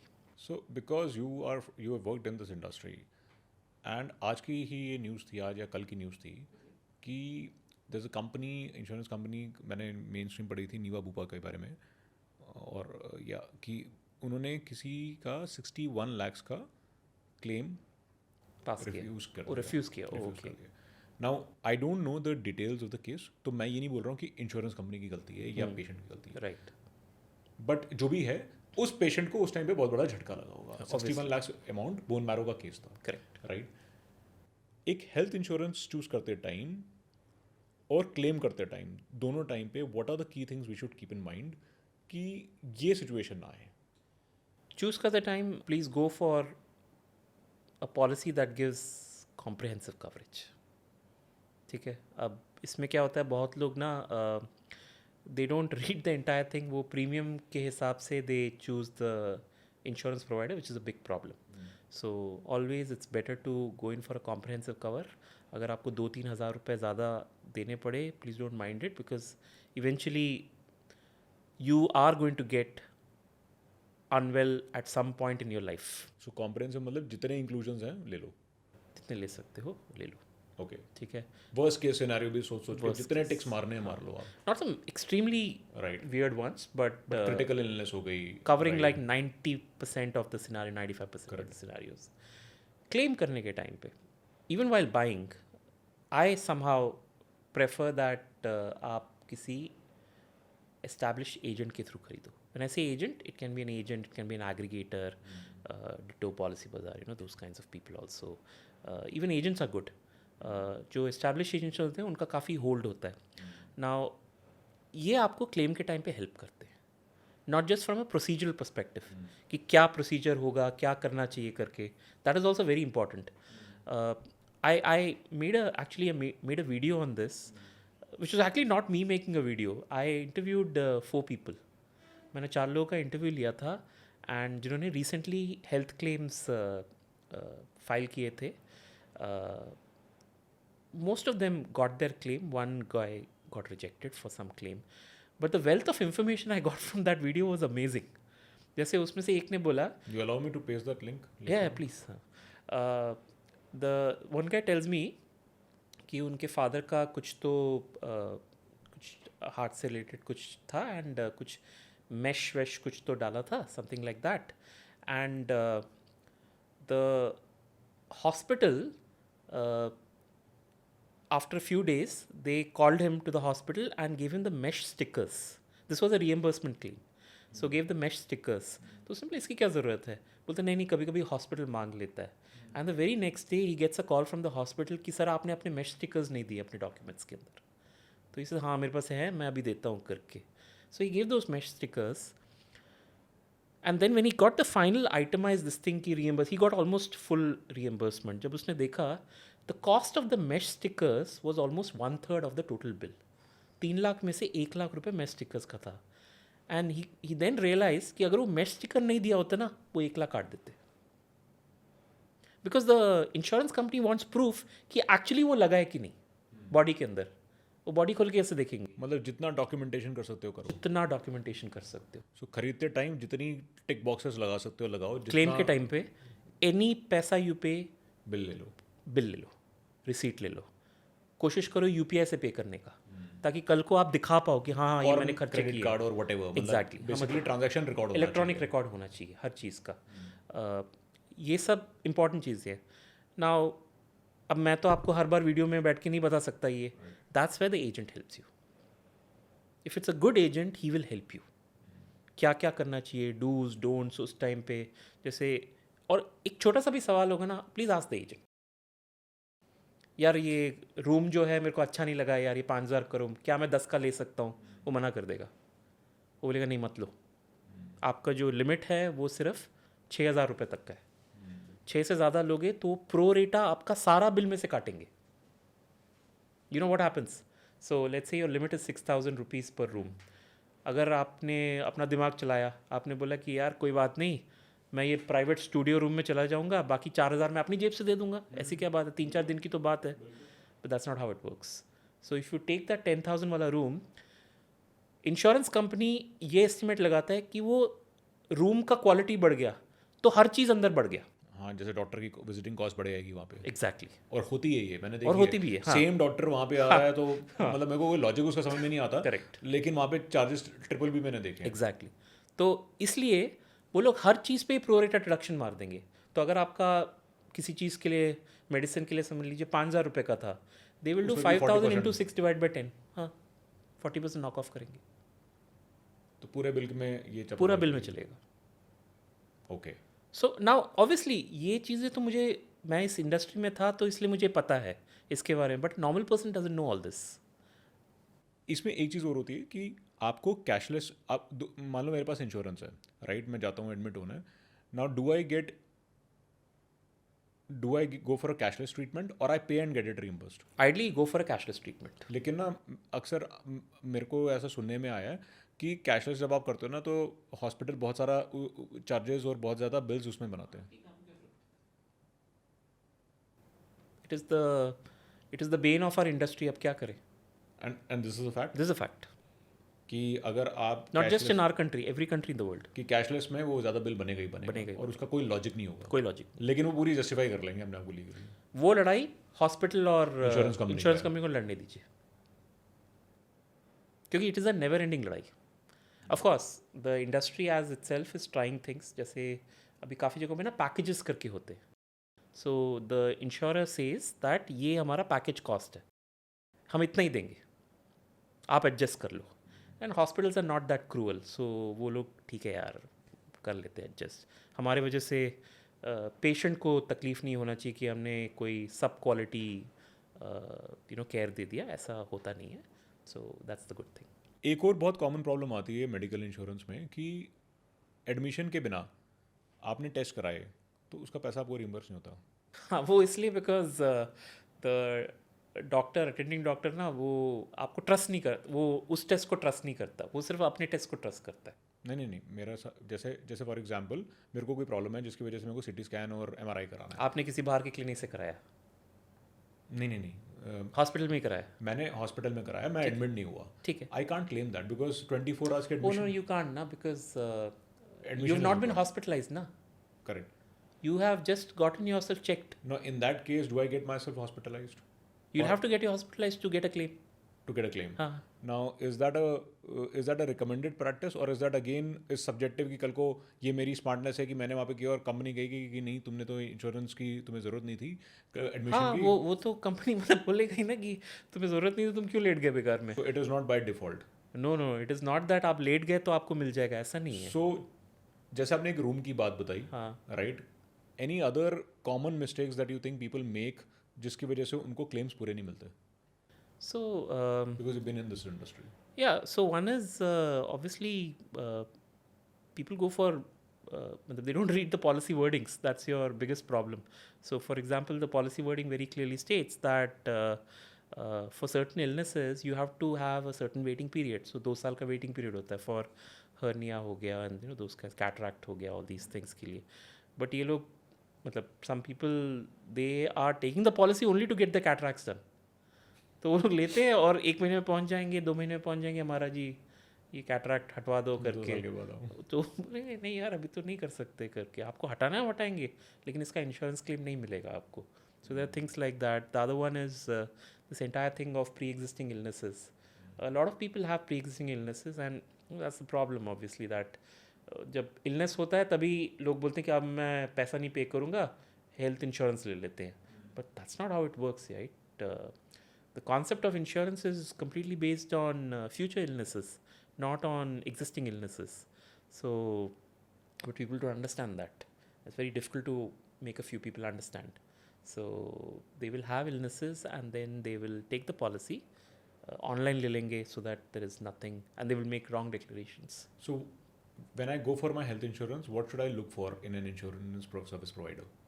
Comprehensive coverage, as we covered, a good cashless network, this thing, hospitals. अब उसमें मैं बता दूँ, the hospital can come in and out of the cashless thing from time to time. वो उन लोगों का कुछ ना कुछ हो रहा होता है, लड़ाई झगड़ा भी होता है with all these rates and all that stuff. So the best thing to do is 1 or 2 hospitals close to your house. Just make sure that you know it has a cashless this thing, and whether the top hospitals in your city वो उसमें है कि नहीं. So अगर अब heart का हो गया, you will, it's not a emergency, right? Correct. It's like a planned surgery. Correct. So you'll probably go to the best hospital in the city. तो अगर वो कैशलेस में है तो you are at least satisfied कि ये particular चीज़ हो रहा है. So this is something also you have to see. Third thing is some companies are very notorious with claims. मतलब वो आसानी से claim नहीं देते हैं. Settlement ratio. Settlement ratio, or best is you read the reviews. You can even talk to agents etc. They will also tell you the facts. उसमें कभी बार ना डे डाउट हो जाता है कि एजेंट को हो सकता है दूसरी कंपनी से कमीशन ज़्यादा अच्छी मिल रही हो. लाइक एक ट्रेंड आएगा, वो they will push N x product. 3-4 agent से बात करो ना, 2 एजेंट से बात करो, 3 एजेंट से बात करो. हर बंदा तो ऐसा नहीं बोल पाएगा. मेडिकल इंश्योरेंस में एक चीज़ और होती है पॉलिसी लेते टाइम. एक होता है कॉम्प्रहेंसिव पॉलिसी, एक होती है कि आपने टॉपअप कवर लिया है. हाँ correct. So super top up. Super top up, is super top up as good as a comprehensive policy? No, it's not the same thing obviously. It's Because there's a lot of difference in the premium. there's a lot of difference. But you know what happens here, Manas, is that a comprehensive policy, so let's say the base policy, comprehensive policy is 10 lakhs. It'll be expensive. Let's say it's 20,000 rupees. If you take a super top-up of 50 lakhs with a deductible of 10 lakhs, then let's say it's 5,000 rupees. ठीक है? This is normally how we look at things. But if you take a comprehensive policy of 60 lakhs, which is 10 plus 50, so 60, it won't be 20 multiplied by 6. It might be about, जैसे हमने 5,000 बोला वो deductible का, ये वाला 25 हो जाएगा, 28 30 हो जाएगा maximum. हाँ इतना ही होता है. So you know when a high sum assured comprehensive policy का भी जब premium calculation हो रहा है, they take into account कि actually what's the Probably. frequency and the severity. We call it frequency and severity. Correct. Frequency is the occurrence of the claim and severity is the amount of the claim. So actually anyone who's in the insurance industry knows कि most of the severity happens at between the 50,000 to 4 lakh kind of a claim. तो वो जो 60 lakhs वाला claim जैसे आपने बोला एक case के अंदर, these are all rare occasions. These are not like very common कि 60 lakhs का claim आ रहा है, 30 lakhs का claim आ रहा है. So जब insurance calculation है, that also takes it into account. Now the reason why I'm saying that a comprehensive policy is better than a comprehensive plus super top-up. By the way, I am one of the guys who earlier had a base policy plus super top-up, but now I have moved. Only to base. हाँ वो with the base higher को cover. मैंने higher वाला क्यों? कर दिया. या the reason being, एक तो दोनों अलग कंपनी के थे. So when I'm at the toughest point of my life, you know, in a hospital bed, I don't want to be running around for 2 companies. Fair. Okay, so that is the That is your this thing. वो आपका individual problem था कि आपकी base and top up अलग अलग हाँ. had it not been the same this thing, had it been the same company also, हो सकता है the terms and conditions of this policy and that policy might be slightly different. The base policy and the top-up policy, the thing might be a bit different. This can also create a problem. Right? It's not the same policy, right? It's two Right. different policies. Correct. ये शायद 2015 में उन्होंने बनाया होगा, ये उन्होंने 2025 में बनाया होगा. So a world of difference probably between the two of them. So again, that's a problem. Assuming दोनों 2025 की पॉलिसीज हैं, right, today I have to buy an insurance, फिर भी अलग होगा. फिर भी अलग होगा. फिर भी अलग होगा बिकॉज वो प्रोडक्ट मैनेजर अलग अलग बना रहा है. वो there is inefficiency everywhere. Evaluate किया था, सो आपको क्या different, why would you recommend or why did you buy base policy with a higher value? उसका रीज़न क्या है? उसका यही रीज़न था दैट मैं टॉपअप और इसको नहीं चाहता था. I just wanted one base policy. I also looked at from a premium perspective. The premium jump difference was hardly 10% for me had I used that combination of base plus super top up or this higher coverage wala comp. So you would always recommend कि go for a base policy with a higher. So that is on the health insurance part. So we covered कि health insurance में when I look at an insurance, what do I go for? How do I ensure that I get the best cover or the best policy, right? Also कि claim करते time मुझे क्या चीज़ ध्यान देनी चाहिए? Now another part of insurance is the term insurance, right? Now term insurance जो मेरी understanding है, all are governed by IRDA like any other insurance, and बड़ा ही bland insurance है, तो ज़्यादा कोई फ़र्क होता नहीं है, वैनिला आइसक्रीम है, right? तो क्या फ़र्क पड़ता है कि अगर मैं X से लूँ या Y से लूँ, उसमें क्या क्राइटेरियाज होने चाहिए कि मेरे को टर्म इंश्योरेंस किससे लेना चाहिए और उसमें कितनी वैल्यू का लेना चाहिए? Yeah, actually on the face of it सब टर्म पॉलिसीज सेम होते हैं, but you know product managers being product managers उसको कॉम्प्लेक्स करना मतलब सबकी फितरत में होता है. So You were a product manager? no, I was a product manager. I was a sales guy. So I used to break my head trying to understand from every product कि यार इसको मैं फर्क क्या है?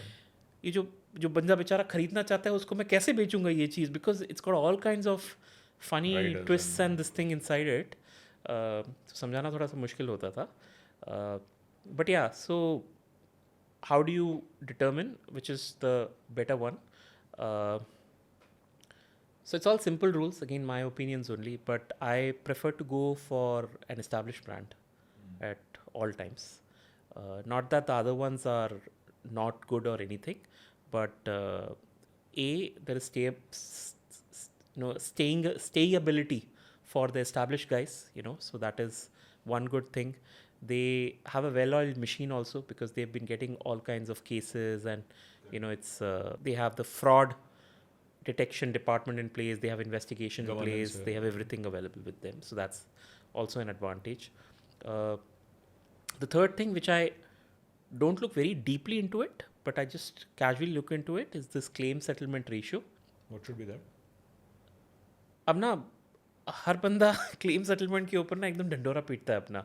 मेरे पास 99.5 है, someone will say 99.52 I have, stuff like that. I don't think all this matters. 98 and above is absolutely okay.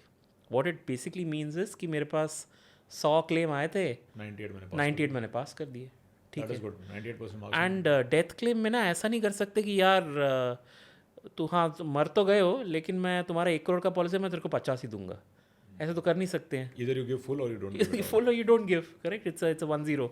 So अधमरा तो है नहीं कोई. हाँ, exactly. So Right. so 98% and above is absolutely fine. Yeah, I think this is it. और कुछ इसमें मारामारी का है नहीं. सिंपल कि एस्टैब्लिश ब्रांड लो, 98% के ऊपर अगर सेटलमेंट है तो ठीक है, दिमाग मत लगाओ, जो ब्रांड पसंद आती Yeah, है. and then look for a premium that suits you.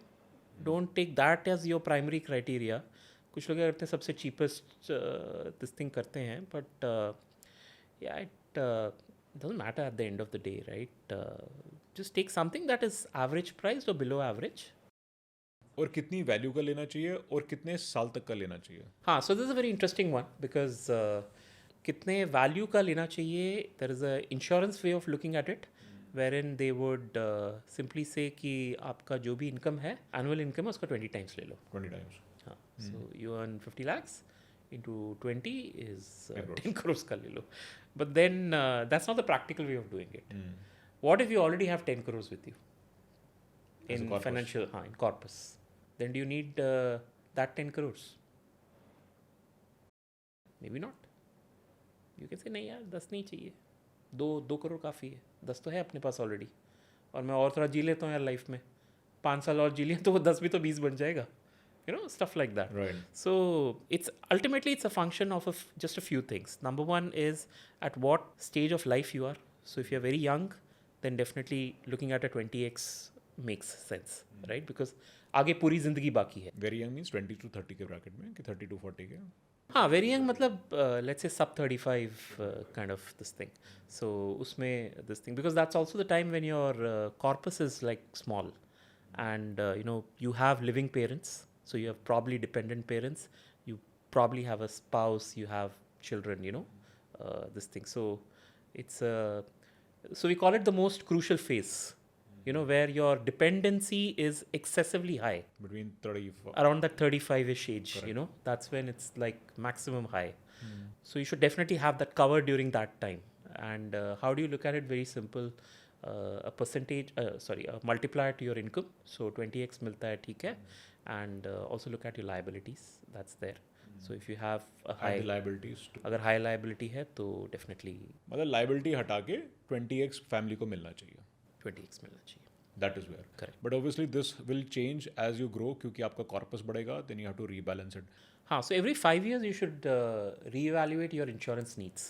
But personally ना इसमें मेरे साथ क्या हुआ, and मैंने 20x का rule follow किया था. Okay. Okay, and this was like 2000. So in fact पहले उससे भी कम था. क्या उस टाइम का मेरे को मेट्रिक याद नहीं है. Anyway, so टाइम के साथ क्या होता है, आपने एक सर्टन वैल्यू ली, राइट, से आपने 50 लाख का इंश्योरेंस लिया. Okay. ये 50 लाख का term insurance because of inflation suddenly थोड़े सालों के बाद कम लगने लगेगा, हाँ, ठीक है, हो सकता है. Right. On the other hand आपका एक्सपेंस भी बढ़ गया, एक्सपेंस बढ़ गया है, लाइबिलिटी भी बढ़ गई है, आपकी EMIs वगैरह हो गई हैं, तो आपने उसे टॉपअप करवा लिया. अब आपने टॉपअप कराया उस टाइम पे सोच के कि मैं इसको अगले 20 साल के लिए ले लेता हूँ, 25 साल के लिए, 35 की makes एज पे आपने sense, yeah. सोचा कि मैं 65 तक ले लेता हूँ. Correct. अब उसे आप रीबैलेंस नहीं कर सकते क्योंकि मेरे साथ ये हुआ कि today if I go back, Yeah. I am in a very strange situation कि मैं गया वापस कि यार मेरे को अभी मैं तो बेटर कर रहा हूँ, मेरे को अगर ये कम करना है, राइट. और मैंने मेरे ख्याल से मैंने ये गलती की, मैंने वो 85 तक की एज पे लिया. हाँ. Okay. तो मैंने कहा कि वो जो मैं एक्स्ट्रा प्रीमियम पे कर रहा हूँ 20 ईयर्स का, अब मेरे को 65 तक भी नहीं चाहिए, मैं 55 तक से फॉर एग्जाम्पल ठीक हूँ. तो मेरे को उसने बोला कि सर आपने ऑलरेडी इतने लो प्रीमियम पे लिया है एंड कोविड से पहले लिया था, तो अब क्या करोगे अगर आपकी ये कोई फ़ायदा नहीं करेगी आपको, एक्सरसाइज को आपको रिड्यूस करोगे क्योंकि नए प्रीमियम ज़्यादा हैं. करेक्ट, नहीं प्रेम ज़्यादा. So- हाँ, आपका एज भी बढ़ गया है. Exactly. So the chance of actually reworking on the term insurance in my case downward is not there now. हाँ, downward is actually quite difficult actually. So the only thing you can do is to cancel. So how many policies you have? One policy, two policies? So I have two term insurance policies. Two term because insurance, हाँ. एक मैंने Covid के time पे extra लिया Correct, जब वो correct. Second wave आया था, लाइक Correct. सडनली कि नहीं यार हाँ, अभी करना है, हाँ, and there were the liabilities also got increased now. yeah. So So इसमें फिर यही ऑप्शन रहता है कि you'll have to knock off one of your let one of your term insurances lapse. Like even in my case, it's the same thing. So at the age of 30, I got my first one, it was a 2CR cover, and at the age of 35, I got my second one, which is again another 2CR. Now, I don't have I'm not going to take another one definitely. And if I want to save on that premium, I will have to just let one of the things lapse. So it's better कि then I सी कि मैं अगर उस premium को कहीं और, but उस premium को वो इतना प्रीमियम को छोटा ज़्यादा premium में नहीं है. invest करके हाँ, कुछ मिलेगा भी नहीं. Mine is also at some 25,000 a month for a year for one policy. So दोनों policy मिला के it's about 50,000 a Correct. year. Correct. Yeah. So this is a situation where you can't get out of it, right? Either you surrender it altogether. हाँ, either you or- surrender it, मतलब you keep one, you surrender the other one. So that way you still have that cover to take care of some part of time. बाकी this thing. So ultimately, you know, it's a great stage that if your corpus has exceeded that number, you know, your fire number, for example, then it's a great situation to be in. So you can do whatever you want or let it be. That's the What should be the fire number again? The multiple. इसका कोई term rule है? जो literature है वो तो यही बोलता है that it's about 300 times of your annual expenses. My annual expenses are like very less actually, मतलब the way I kind of live my minimalistic style. So I tried other calculators actually. And this you're considering inflation at 7%? So I don't know what this considers. Okay. This 300x वाला. This is a thumb rule. Thumb rule है ये. That आपका जितना भी आपका monthly expense है multiply by 300 कर लो. So let's say it's 1 lakh rupees a month into 300. So that is your. And at any age, मतलब 20 पे, 30 पे, 40 That's पे. what the thumb rule ठीक है, is. तो 300. और इसमें मैं अपनी लाइफ एक्सपेक्टेंसी कितनी मांग रहा हूँ, रिटायरमेंट एज कितनी पकड़ रहा हूँ? पता नहीं मुझे. So it's a thumb rule. Okay. It just takes your expenses अब into जो आपने account. कैलकुलेट किया, और जो मैंने फिर अलग अलग कैलकुलेटर्स डाल डाल के देखा तो उसमें I can tell you for my this thing. So 45-year-old taken a life expectancy of 85 years. I've taken my savings at 8 crores. So all practical stuff only. Retirement year I have taken at 50. I've taken some expenses. हाँ, expenses में last में आता हूँ. Inflation at 7%. My return on investment at 10%. This is post tax. 10% लिया है. 3% का आप gain पकड़ के चल रहे हो. हाँ, वो differential 3% का है. Now the output I'm trying to figure out from all this is कि मैं कितना महीने में spend कर सकता हूँ starting today. Okay, what am I allowed? That came to 3.5 lakhs per month, which I think is a more practical way of looking at it. कि यार 3.5 आपने 3.5 लाख रुपए 8 करोड़ पे कैसे? मैं नहीं so 8 करोड़ मेरे पास ऑलरेडी है. राइट. उस पर तो पैसा बनता रहेगा. डबल होगा 5 साल में. हाँ, so that's fine. All that is okay. 3.5 lakhs if I start spending from this month onwards, and every year the 3.5 increases by 7%. Correct. Inflation. Correct. When I'm 85, my corpus will be zero. So the day I die, मेरा corpus zero हो चुका होगा and I would have spent my money. So the last check I write in my life would bounce. And that's a great situation to be in, right? So assuming, you have no generational wealth to create or anything. So that's what the math says. This I thought was a better way of explaining my situation because ultimately, and this is like a retirement calculator basically, right? So here you have factored in how much of your expense on a monthly basis. उसने ये नहीं पूछा. The output itself is the expense that you can do. Okay. The output is how much can you spend every month. So आपने उसमें calculator में डाला कि 10 CR मेरा 8 CR का आपने डाला 8 CR डाला और मेरी रिटायरमेंट वो है 45 पे 45 पे. समझ लो मैं आज अब रिटायर हो रहा हूँ. आज रिटायर हो रहा 50 पे सॉरी आपने 50 कंसीडर हूँ. 50 नहीं, शायद मैंने 45 पे डाला होगा. चलिए जो भी आपने हाँ. एक एज का उसमें ब्रैकेट है और एक आपकी life expectancy. Correct. And it calculates backwards कि Correct. इतना आप महीने का ये आपका आज आप रिटायर हो जाओ, इस महीने से आप 3.5 लाख रुपए खर्चा कर सकते हो और हर साल 7% का इन्फ्लेशन आता रहेगा. ये कैलकुलेटर आपकी जो बाकी एक्सेल शीट्स होती हैं उसकी तरह अवेलेबल है पब्लिकली. ये NISM में अवेलेबल है. So just go to Google, type in NISM space retirement calculator. Okay, this is visible over there. We'll post a link over there. Great. So Shankar, we covered, we started from macroeconomics, we came to the market a bit on that. आपसे बात करने के तो बहुत सारे topics हैं. Governance पे बात की. गवर्नेंस पे हमने बात की, हमने बात ज़ाइकोबाइट नहीं भूलना. हाँ. केस स्टडीज़ भी बात की. हमने ये भी बात की म्यूचुअल फंड्स का portfolio. We spoke about insurance, we also spoke about equities. One interesting thing that which is your latest, that's how I got to know you about when I saw somebody who looks very normal but who explains immensely all the concepts related to finance and stocks. That's what at least मैंने आपसे सीखा. Now ये है आपकी YouTube journey, right? अब इसमें आपने कई बारी obviously you're adopting technology at a fast pace. Now this is where I wanted to come कि YouTube में जैसे आपने AI का बहुत सारा यूज़ किया है.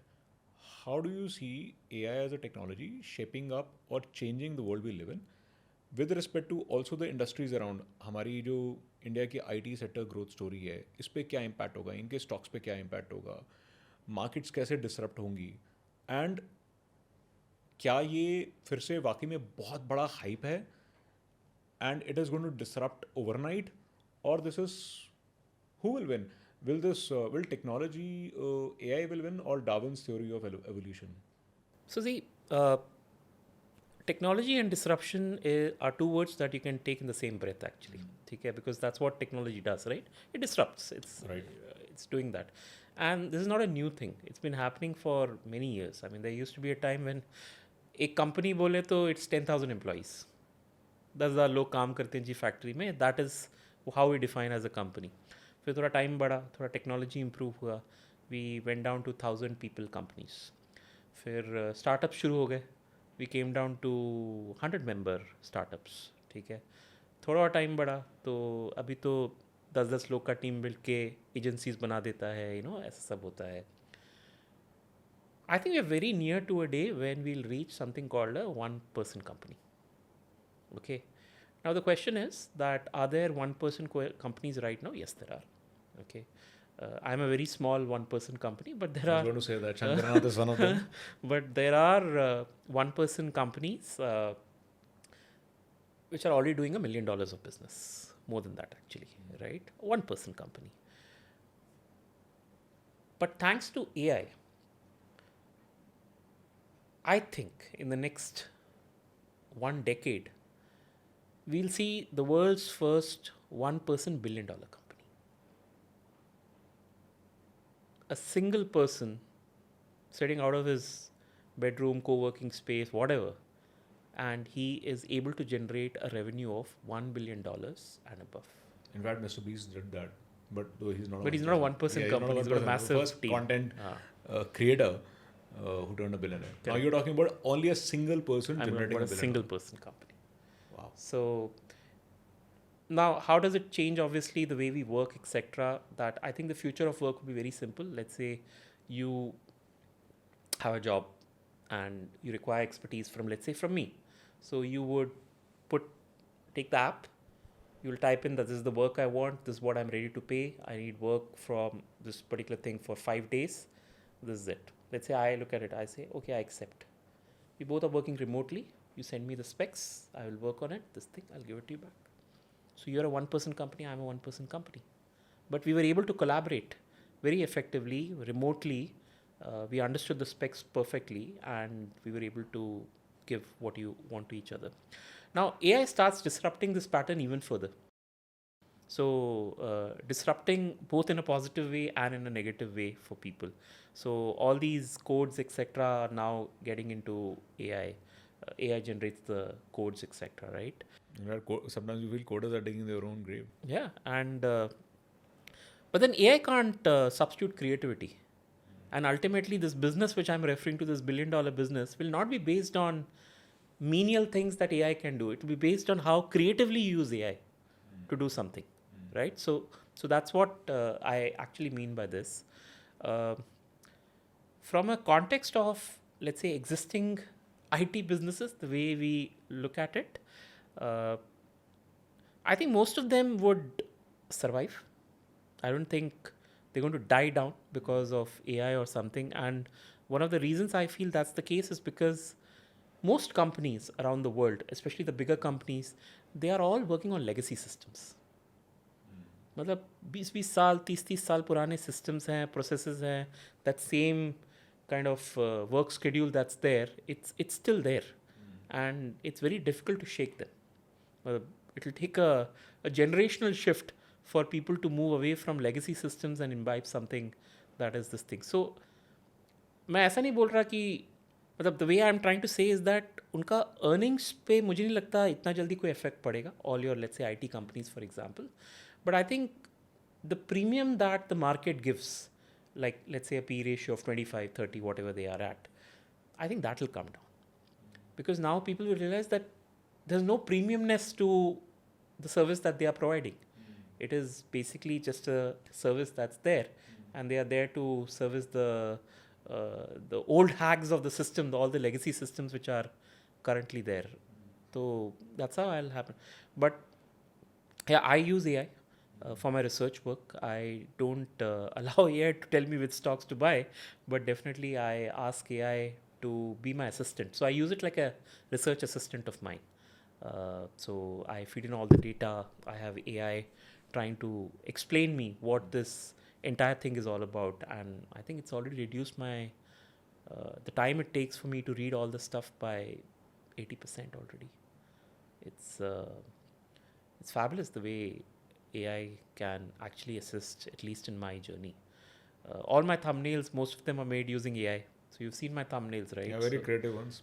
So I use AI a lot to make अभी those. रिसेंट मैंने देखा वो बॉडी बिल्डर वाला है, I was like मैं जब यहाँ पे आ रहा था मैं बोल रहा था मतलब काफ़ी चेंज हो गए हो पहले हाँ, से. मैं थोड़ा just working out a bit. आपके लिए मैंने वो अपना पुराना ढाल वापस डाल लिया, बस उसके बाद So nice अभी मेरे को कॉम्प्लेक्स नहीं आ रहा. So yeah, so yeah, AI has got a lot of applications that's there. अभी तो हमने वीडियो भी एक्सप्लोर नहीं किया है. So I want to make a kind of an animated series, etc. You know, because of using video capabilities of AI. Imagine you can do whatever you want. By the way, there's a very nice application on Notebook LM. So we are having a proper podcast now. I was able to convert one of my videos into a podcast. So it was a podcast where I did not have a mic, I did not have a camera, I did not have a host, I did not have a guest. But I could take a video of mine and convert it into a podcast. And you can try the same thing. Take a PDF. कोई किताब का PDF उठाइए आप, feed it into Notebook LM. There's a audio overview feature. Just tap on it. It'll convert it into a 15-minute podcast and give it back to you. Not one person solo, two people talking. In my case, a lady and a man were talking about Hindi, और वो भी हिंदी में किया मैंने. But on a lighter note, will that put us at risk? Yeah, I mean, you're the podcast guy. I don't make podcasts much, so Who's at a bigger risk? you're at a bigger risk. I'm at a bigger risk. Yes. But on the other hand, Because I use a little bit of creativity in my this thing, na? so that's an input. Ki I use the technology, but I always blend it along with the creativity Yeah, that'll help. to stay relevant. Correct. And it'll open up, more chapters on how you can use it. Like, take that podcast itself, the one which I figured out on Notebook LM, as an example. Today, that can give me scale. I can convert my 150 YouTube videos into 150 podcasts in 50 different languages. As a matter of fact, you can have all videos into a single podcast. Also. Yes, I can. And I can do it in 50 languages. So I can have 50 separate channels catering to, different audiences, different people, etc. So it's about how you use AI at the end of the day. So I'm talking from two perspectives. One is from a company perspective, but one which is more relevant to us is from an individual perspective, how we utilize AI to kind of do our work. But I am very sure we will see a day when we'll have a single person earning $1 billion in revenue from AI. So I'm already going to be at 100 crores. Some more zeros to go. Bas. Bas You're वहाँ there, पहुँचना almost है, there. almost yes. there. All right. On that note, Shankar, thanks a lot. आप ने time निकाला, and it was always a dream, that the somebody that I learned, in fact, some of the good finance concepts while doing my postgrad, and later on to revise them, and I've shared that with you earlier also, right? To have you on this show at an impromptu request, and I don't know किसको कैसा लगा, लेकिन मैंने अपने दिमाग में जितने भी सवाल थे सारे पूछने की कोशिश की, एटलीस्ट टॉपिक्स थोड़े बहुत कवर करने की कोशिश की. आई वुड रिक्वेस्ट ऑडियंस की for somebody like Shankar what you would want to know more, do let me know feedback so that मैं इनके पास फिर से रिक्वेस्ट करके इनके पीछे पड़ सकूँ कि आप इस बारी हम इस पर डिटेल में जाएंगे. एंड इनके अलावा और कैसे गेस्ट हैं जिनसे आप जानना चाहेंगे, नॉलेज लेना चाहेंगे, do let me no and keep continuing your feedback, giving your feedback, and thank you so much. And Shankar, any message that you have for the audience or for Manas first, do let me know, please. No, please subscribe to his channel. I think Manas is doing a great job, and I wish you the very best. Thank you, Shankar. Thank you so much.